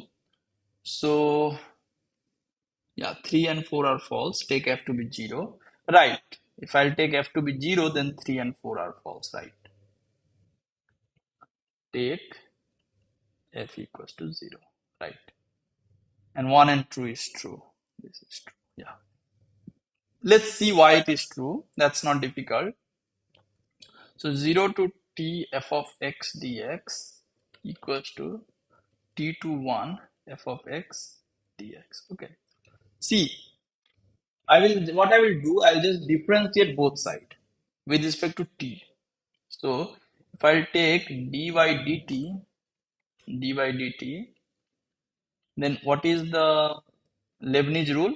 It says that if you have dy dx of ax bx f of xy dy, and what is this? This is equals to f of x comma b of x times b prime x minus f of x comma a of x times a prime x, and then I guess plus integral ax to bx del by del x of f with dy. Okay, so I'll do with t. I'm doing with t derivative. Since f is not a function of t, so therefore this term will be vanishing. Okay, because I'll take the t derivative, so this from this will be 0, and therefore this will be, so the left side will be what? F of, see, x comma t. So that's what f of t only, because it's just a function of t. So f of t times 1, and there is nothing here because there is no a prime will be 0, so this term. And what is the right hand side? That's minus f of t, and which implies f will be 0. So f is basically the identically 0. So what Manmohan told, like we can take f to be 0. That's of course true, but f is, yeah, right, Khalid. F is indeed 0. So f is basically 0 function. Yeah. So f is 0 function. Okay, and therefore this option is true. This is also true. That f is differentiable, f is monotonic, but the rest of the two options are false. Okay. Okay. So I hope this is clear. This was an easy problem which uses the Leibniz rule, the derivative under the integral sign. Okay. Let's see the next problem. Yeah, this is a very nice problem. Yeah. So any doubt, then you can ask, or what is the correct answer for the next problem, 13, problem number 13. So what is the problem? You have given a sequence of functions. Okay. So fkx is a sequence of function xk divided by 1 plus x square, where x is bigger than equals to 0. And then we have to see which of the following statements are true. The first is, for each k, fk is a function of bounded variation on compact intervals. Then second is that for every k, this integral is bounded, this exists, and this. Okay, so yeah. So what do you think? Which of the options are true in this problem? Any thought?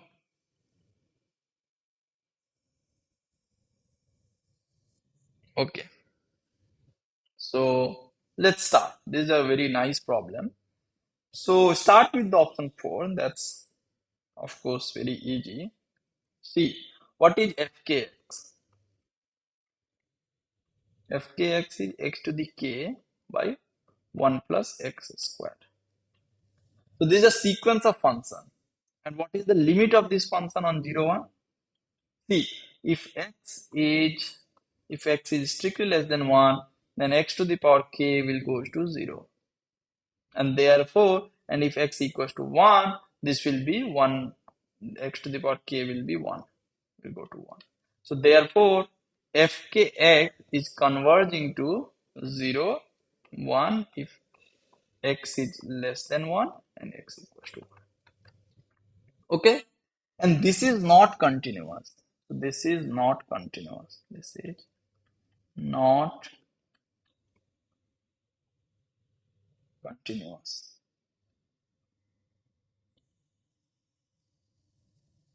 Okay, so this is not continuous. Okay.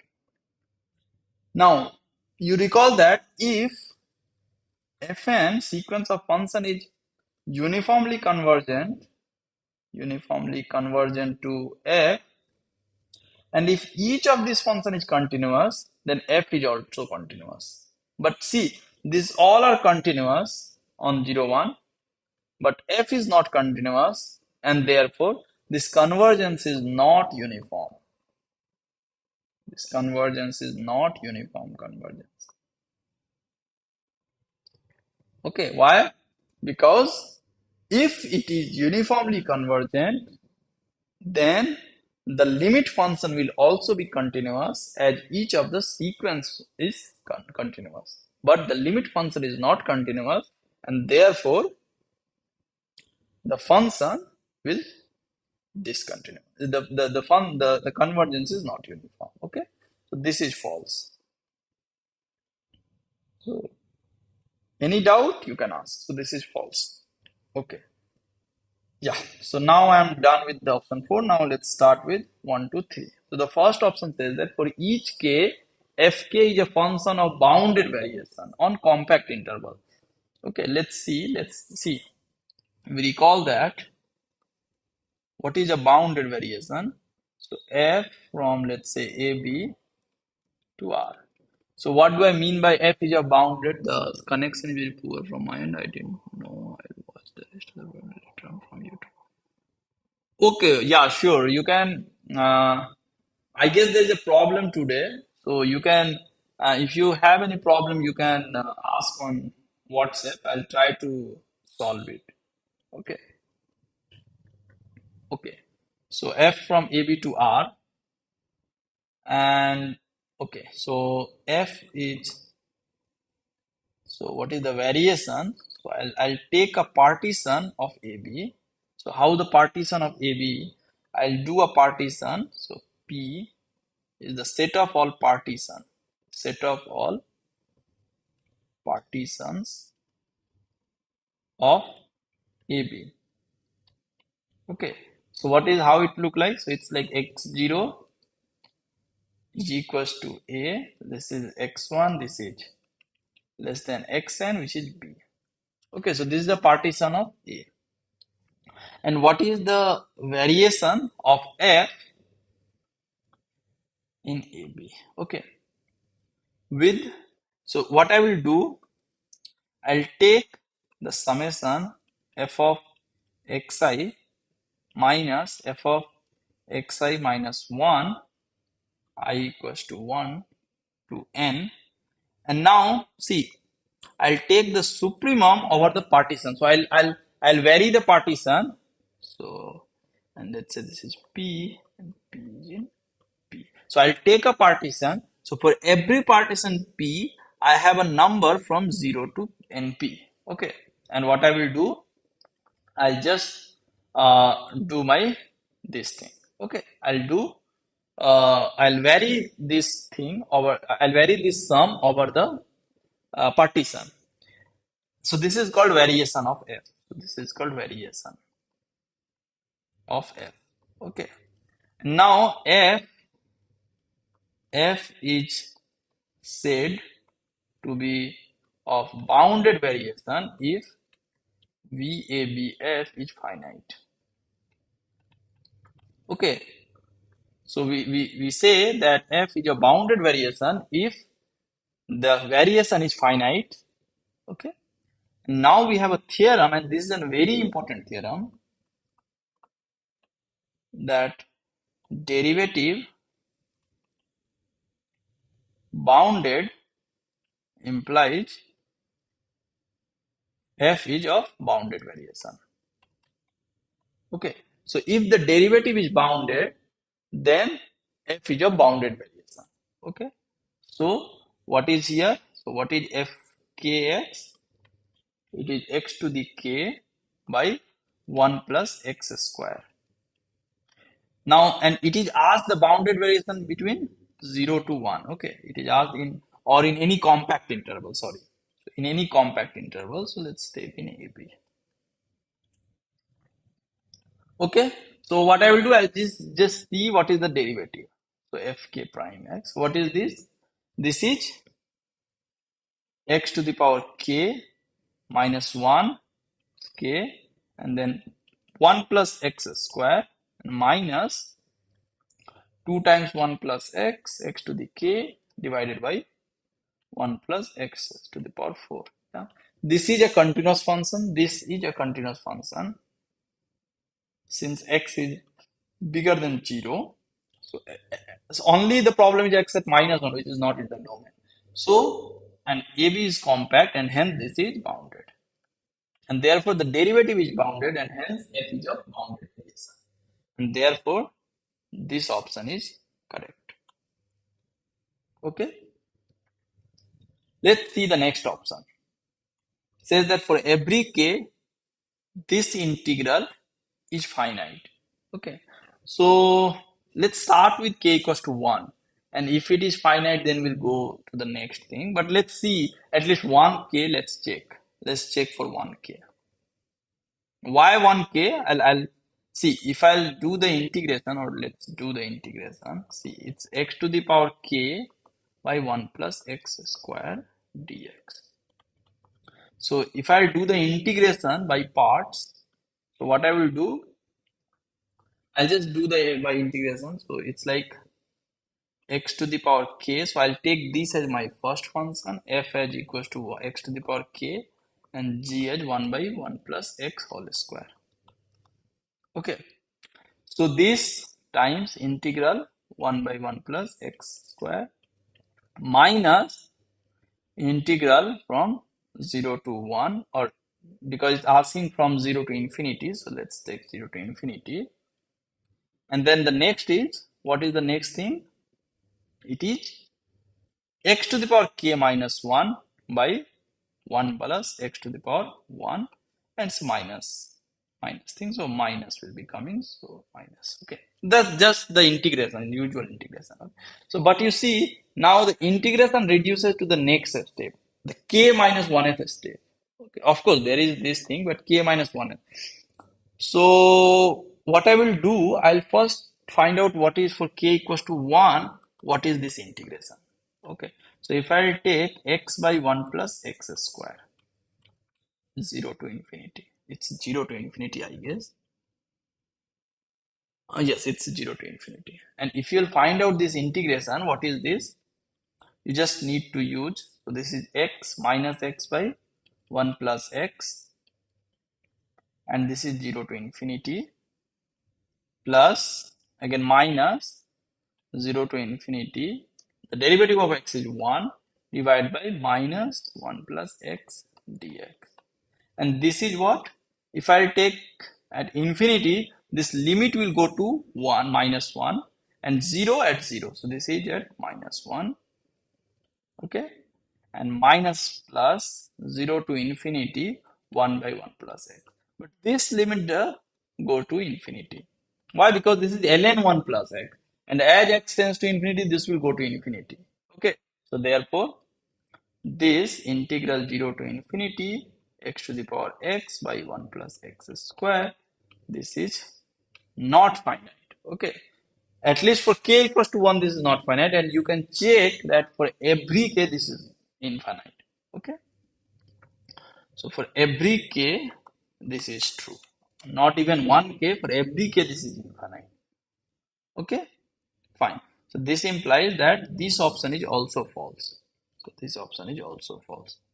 Okay, this option is also false. Okay, the third option is limit k tends to infinity 0 to 1 fkx dx exists. Okay, so I need to see whether this limit exists or not.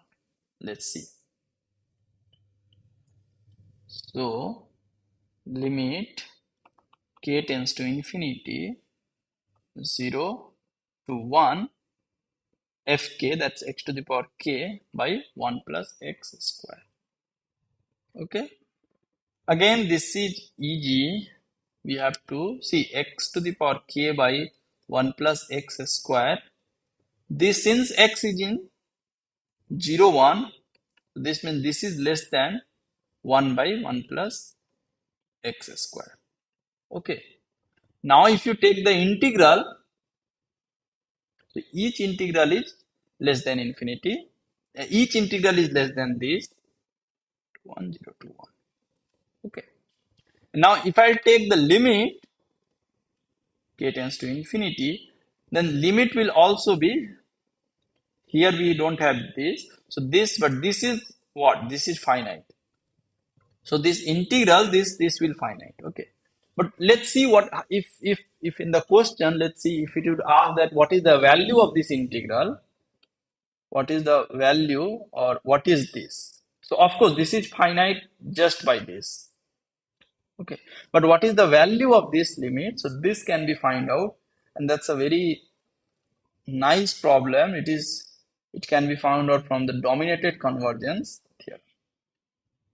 What it says that if you have fk, a sequence of functions such that fk is bounded by some function g, then we can interchange limit k tends to infinity, integral fk is equals to f. Okay, and now so this implies this is bounded by this function, and hence what is the value of this integral? The value of this integral will be f of x 0 to 1. But what is f of x? F of x, as I told, is the limit. This is the limit of function. This is the, okay. So this is the limit of this function, and limit is what? So 0 and 1. Okay, And so all times 0 only for x equals to 1 it's non-zero. So this value will be 0. And hence this limit will be 0. And therefore this option is correct. Okay, so this is correct option. Yeah, so you can ask any doubt if you have.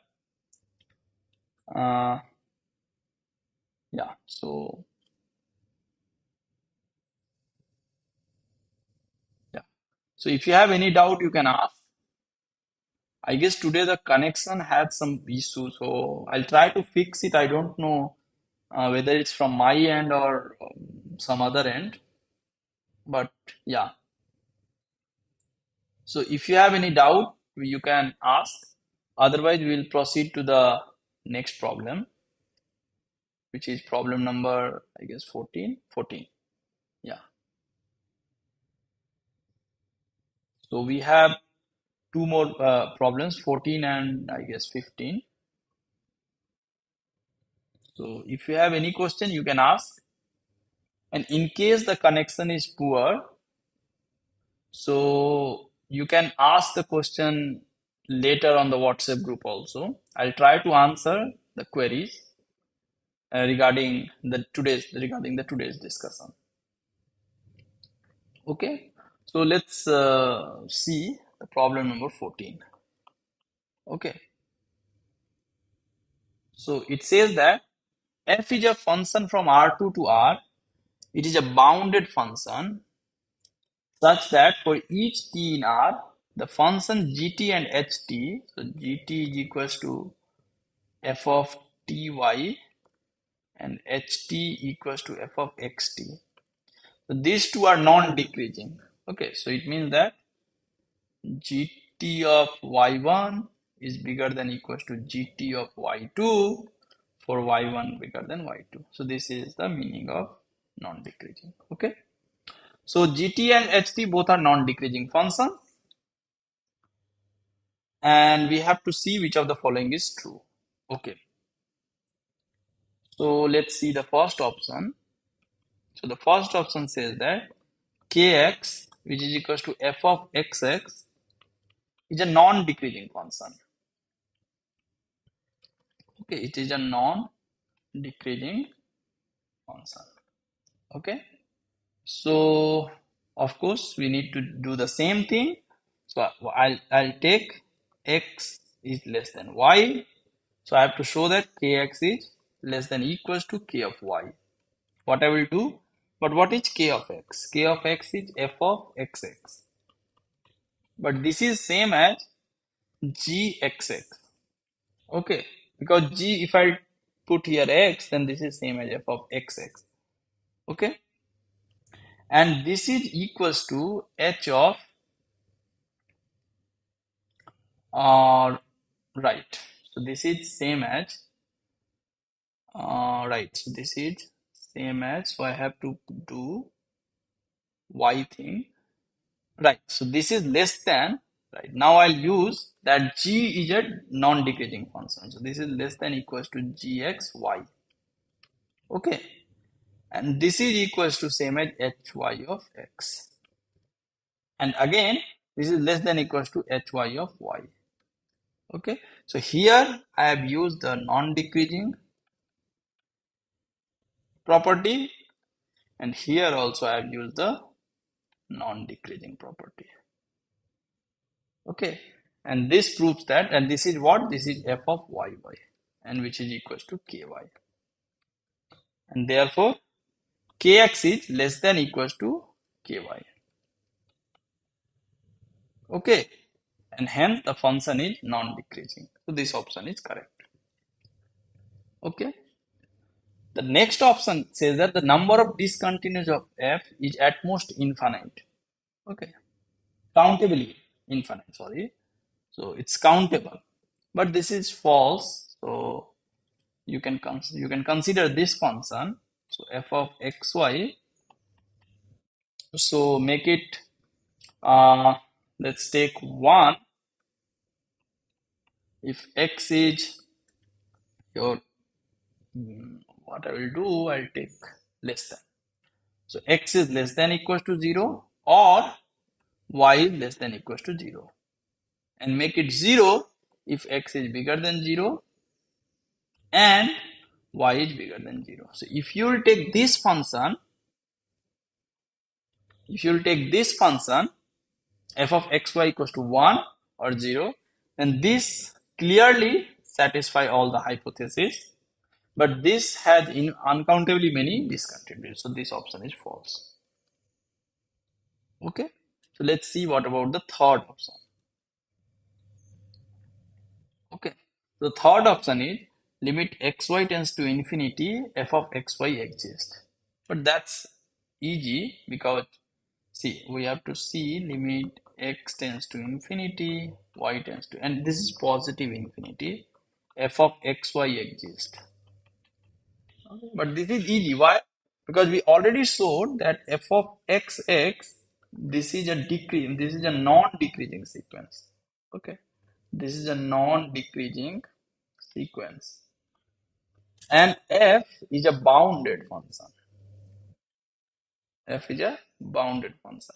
So f, this sequence is non-decreasing and f is a bounded, and hence limit x tends to infinity, f of x, this thing will exist. So it is just like a monotone bounded sequence is convergent. Okay, so therefore this limit is exist, and this is precisely this, because if x tends to infinity, y tends to infinity, it is same as limit x tends to infinity, f of xx. Okay, so hence this is true. But what about the next option? It says that x tends to plus infinity and y tends to minus infinity. So let's see. So it says that limit x tends to plus infinity and y tends to minus infinity and f of xy. Okay, so again the same thing. What I will do now, I cannot write f of x and x.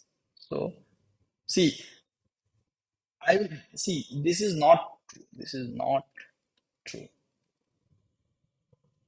Why? What you can do, you can take any continuous increasing function. For example, let's take the tan inverse x. Okay. Now let's see limit x and f of xy. What I will do, I'll just take tan inverse x plus y. Okay. Now you see that what is f of x comma minus x? That's tan inverse 0. And what is f of x comma x? That's tan inverse 2x. Or, and what is f of x comma minus x plus 1? That's tan inverse 1. But you see, this thing, if I take limit x tends to infinity here, that's precisely this. Sorry, that's precisely this. And this will converge to, so limit x tends to infinity, f of x comma minus x will go to tan inverse 0, and limit x tends to infinity, f of x comma minus x plus 1 is going to tan inverse 1. But you see, in both the cases, it is same as limit xy tends to infinity and minus infinity, f of xy. But the right hand side are different. You are getting two different outputs. Okay. So as x tends to because if x tends to infinity, minus x plus 1 will goes to minus infinity. So this is same as infinity and minus infinity, but the output is tan inverse 0 and tan inverse 1, and hence this limit does not exist, and therefore this is false. Okay, so this completes problem number 14. So now we have to discuss the last problem. So if you have any doubt, like I don't know how many are there. So if you have any doubt, you can ask, or if it is clear, please let me know so that I can proceed to the next problem. Yeah. So please, like if anybody is there, so please let me know if it is clear, and if it is not clear, then also please let me know.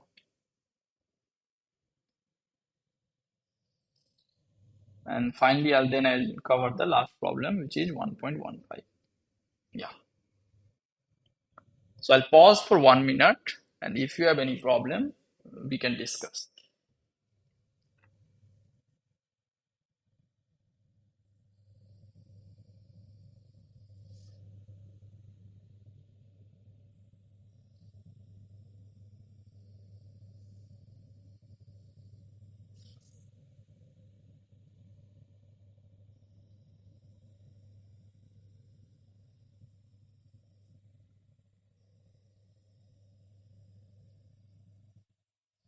Okay. Okay. So let's see the last problem. So I hope you all are fine with the solution. Okay. The next problem is f from R3 to R2 be C1 function. That means it's a continuous, it's a differentiable, and the differentiable is also continuous. So the derivative, C1 means the derivative is continuous. Derivative is continuous. And f 0, 0, 0 is 0, 0. It is given. And let A denote the derivative of f at 0, 0. So df at 0, 0, 0 is equals to A. So it's like 2 cross 3 matrix. This is my A. Okay, fine. And now G is this function. And then let H from R3 to R3. So H is from R3 to R3. And this is like H of X equals to f of X comma G of X. And then which of the following cases will the function h admits a differentiable inverse in some open neighborhood of 0, 0, 0? So this is just this is just inverse function theorem. This is what? Inverse function theorem. So what it says that if h is a function from Rn to Rn such that h dh at A, this matrix is invertible. And where is A? This A is in Rn. Okay. Then H has a continuous inverse in a neighborhood of A. Okay, this is the inverse function theorem. That if the derivative matrix is invertible at some point, then you will get a neighborhood of A in which the function H has a continuous inverse. Okay. So, okay, so this is what we have to do. So let's see the first option. So what is dh? The derivative of h at 0, 0, 0. So like that's like the derivative of f at 0, 0, 0. And the last column will be derivative of g at 0, 0, 0. Okay. So that's like A. And what is the derivative matrix of G? So dg at 0, 0, 0, this is equals to, so if I take, that's like partial derivative x, partial with y, and partial with z. And what is this? If I'll put x, y, z at 0, 0, 0, you can check this is 1, 1, and 1. This is A, 1, 1, 1. Okay. Now, let's see the first option. See, the first option, it has 0, 0, 0. So the determinant is 0, so this is discarded. The second option is 2, 2, 2, 6, 5, 2, and 1, 1, 1. And these two are linearly dependent, and hence the determinant is 0. So the matrix cannot be invertible. So this is also discarded. The third option is 0, 0, minus 1, 0, 1, 0, 1, 1, 1. So this has non-zero determinant. This determinant is non-zero, and hence this matrix is invertible, and therefore what? This is a correct option. Okay, because what we need to see which of the matrix this is invertible. Similarly, if you do 4 2 4 0 3 2 1 1 1, this is also invertible. So determinant of non-zero, and hence this matrix is also invertible, and hence this is also a correct option. Okay, so this is what completes this problem. So if you have any problem, you can ask, and otherwise we can stop the session in a minute or two. So, and sorry for the connection issue. I don't know what is the glitch today. I'll have to see like what was the problem behind the connection issue. So yeah, I'll try to fix it. And tomorrow, if we have uh, some session, then we will discuss some more problems on real analysis. Okay, so we'll discuss some more problems on real analysis. So I'll just collect some arbitrary problems on real analysis. Since I have not typed up the problem of September 2022, I'll type it up, and probably that we will discuss in the later session. So for tomorrow, we will discuss. I'll just collect some problems of real analysis, and we'll discuss those problems. So I'll send you those problems on WhatsApp maybe by tonight, or maybe tomorrow morning. Okay. So if you have any problem, you can ask. Uh, Otherwise, we can end the session. Yeah.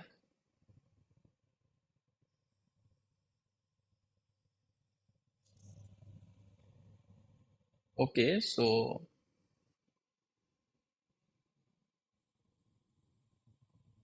yeah. So I hope there are no problems. So in case I'll be there for a minute, one more minute. In case if you have problem, you can ask.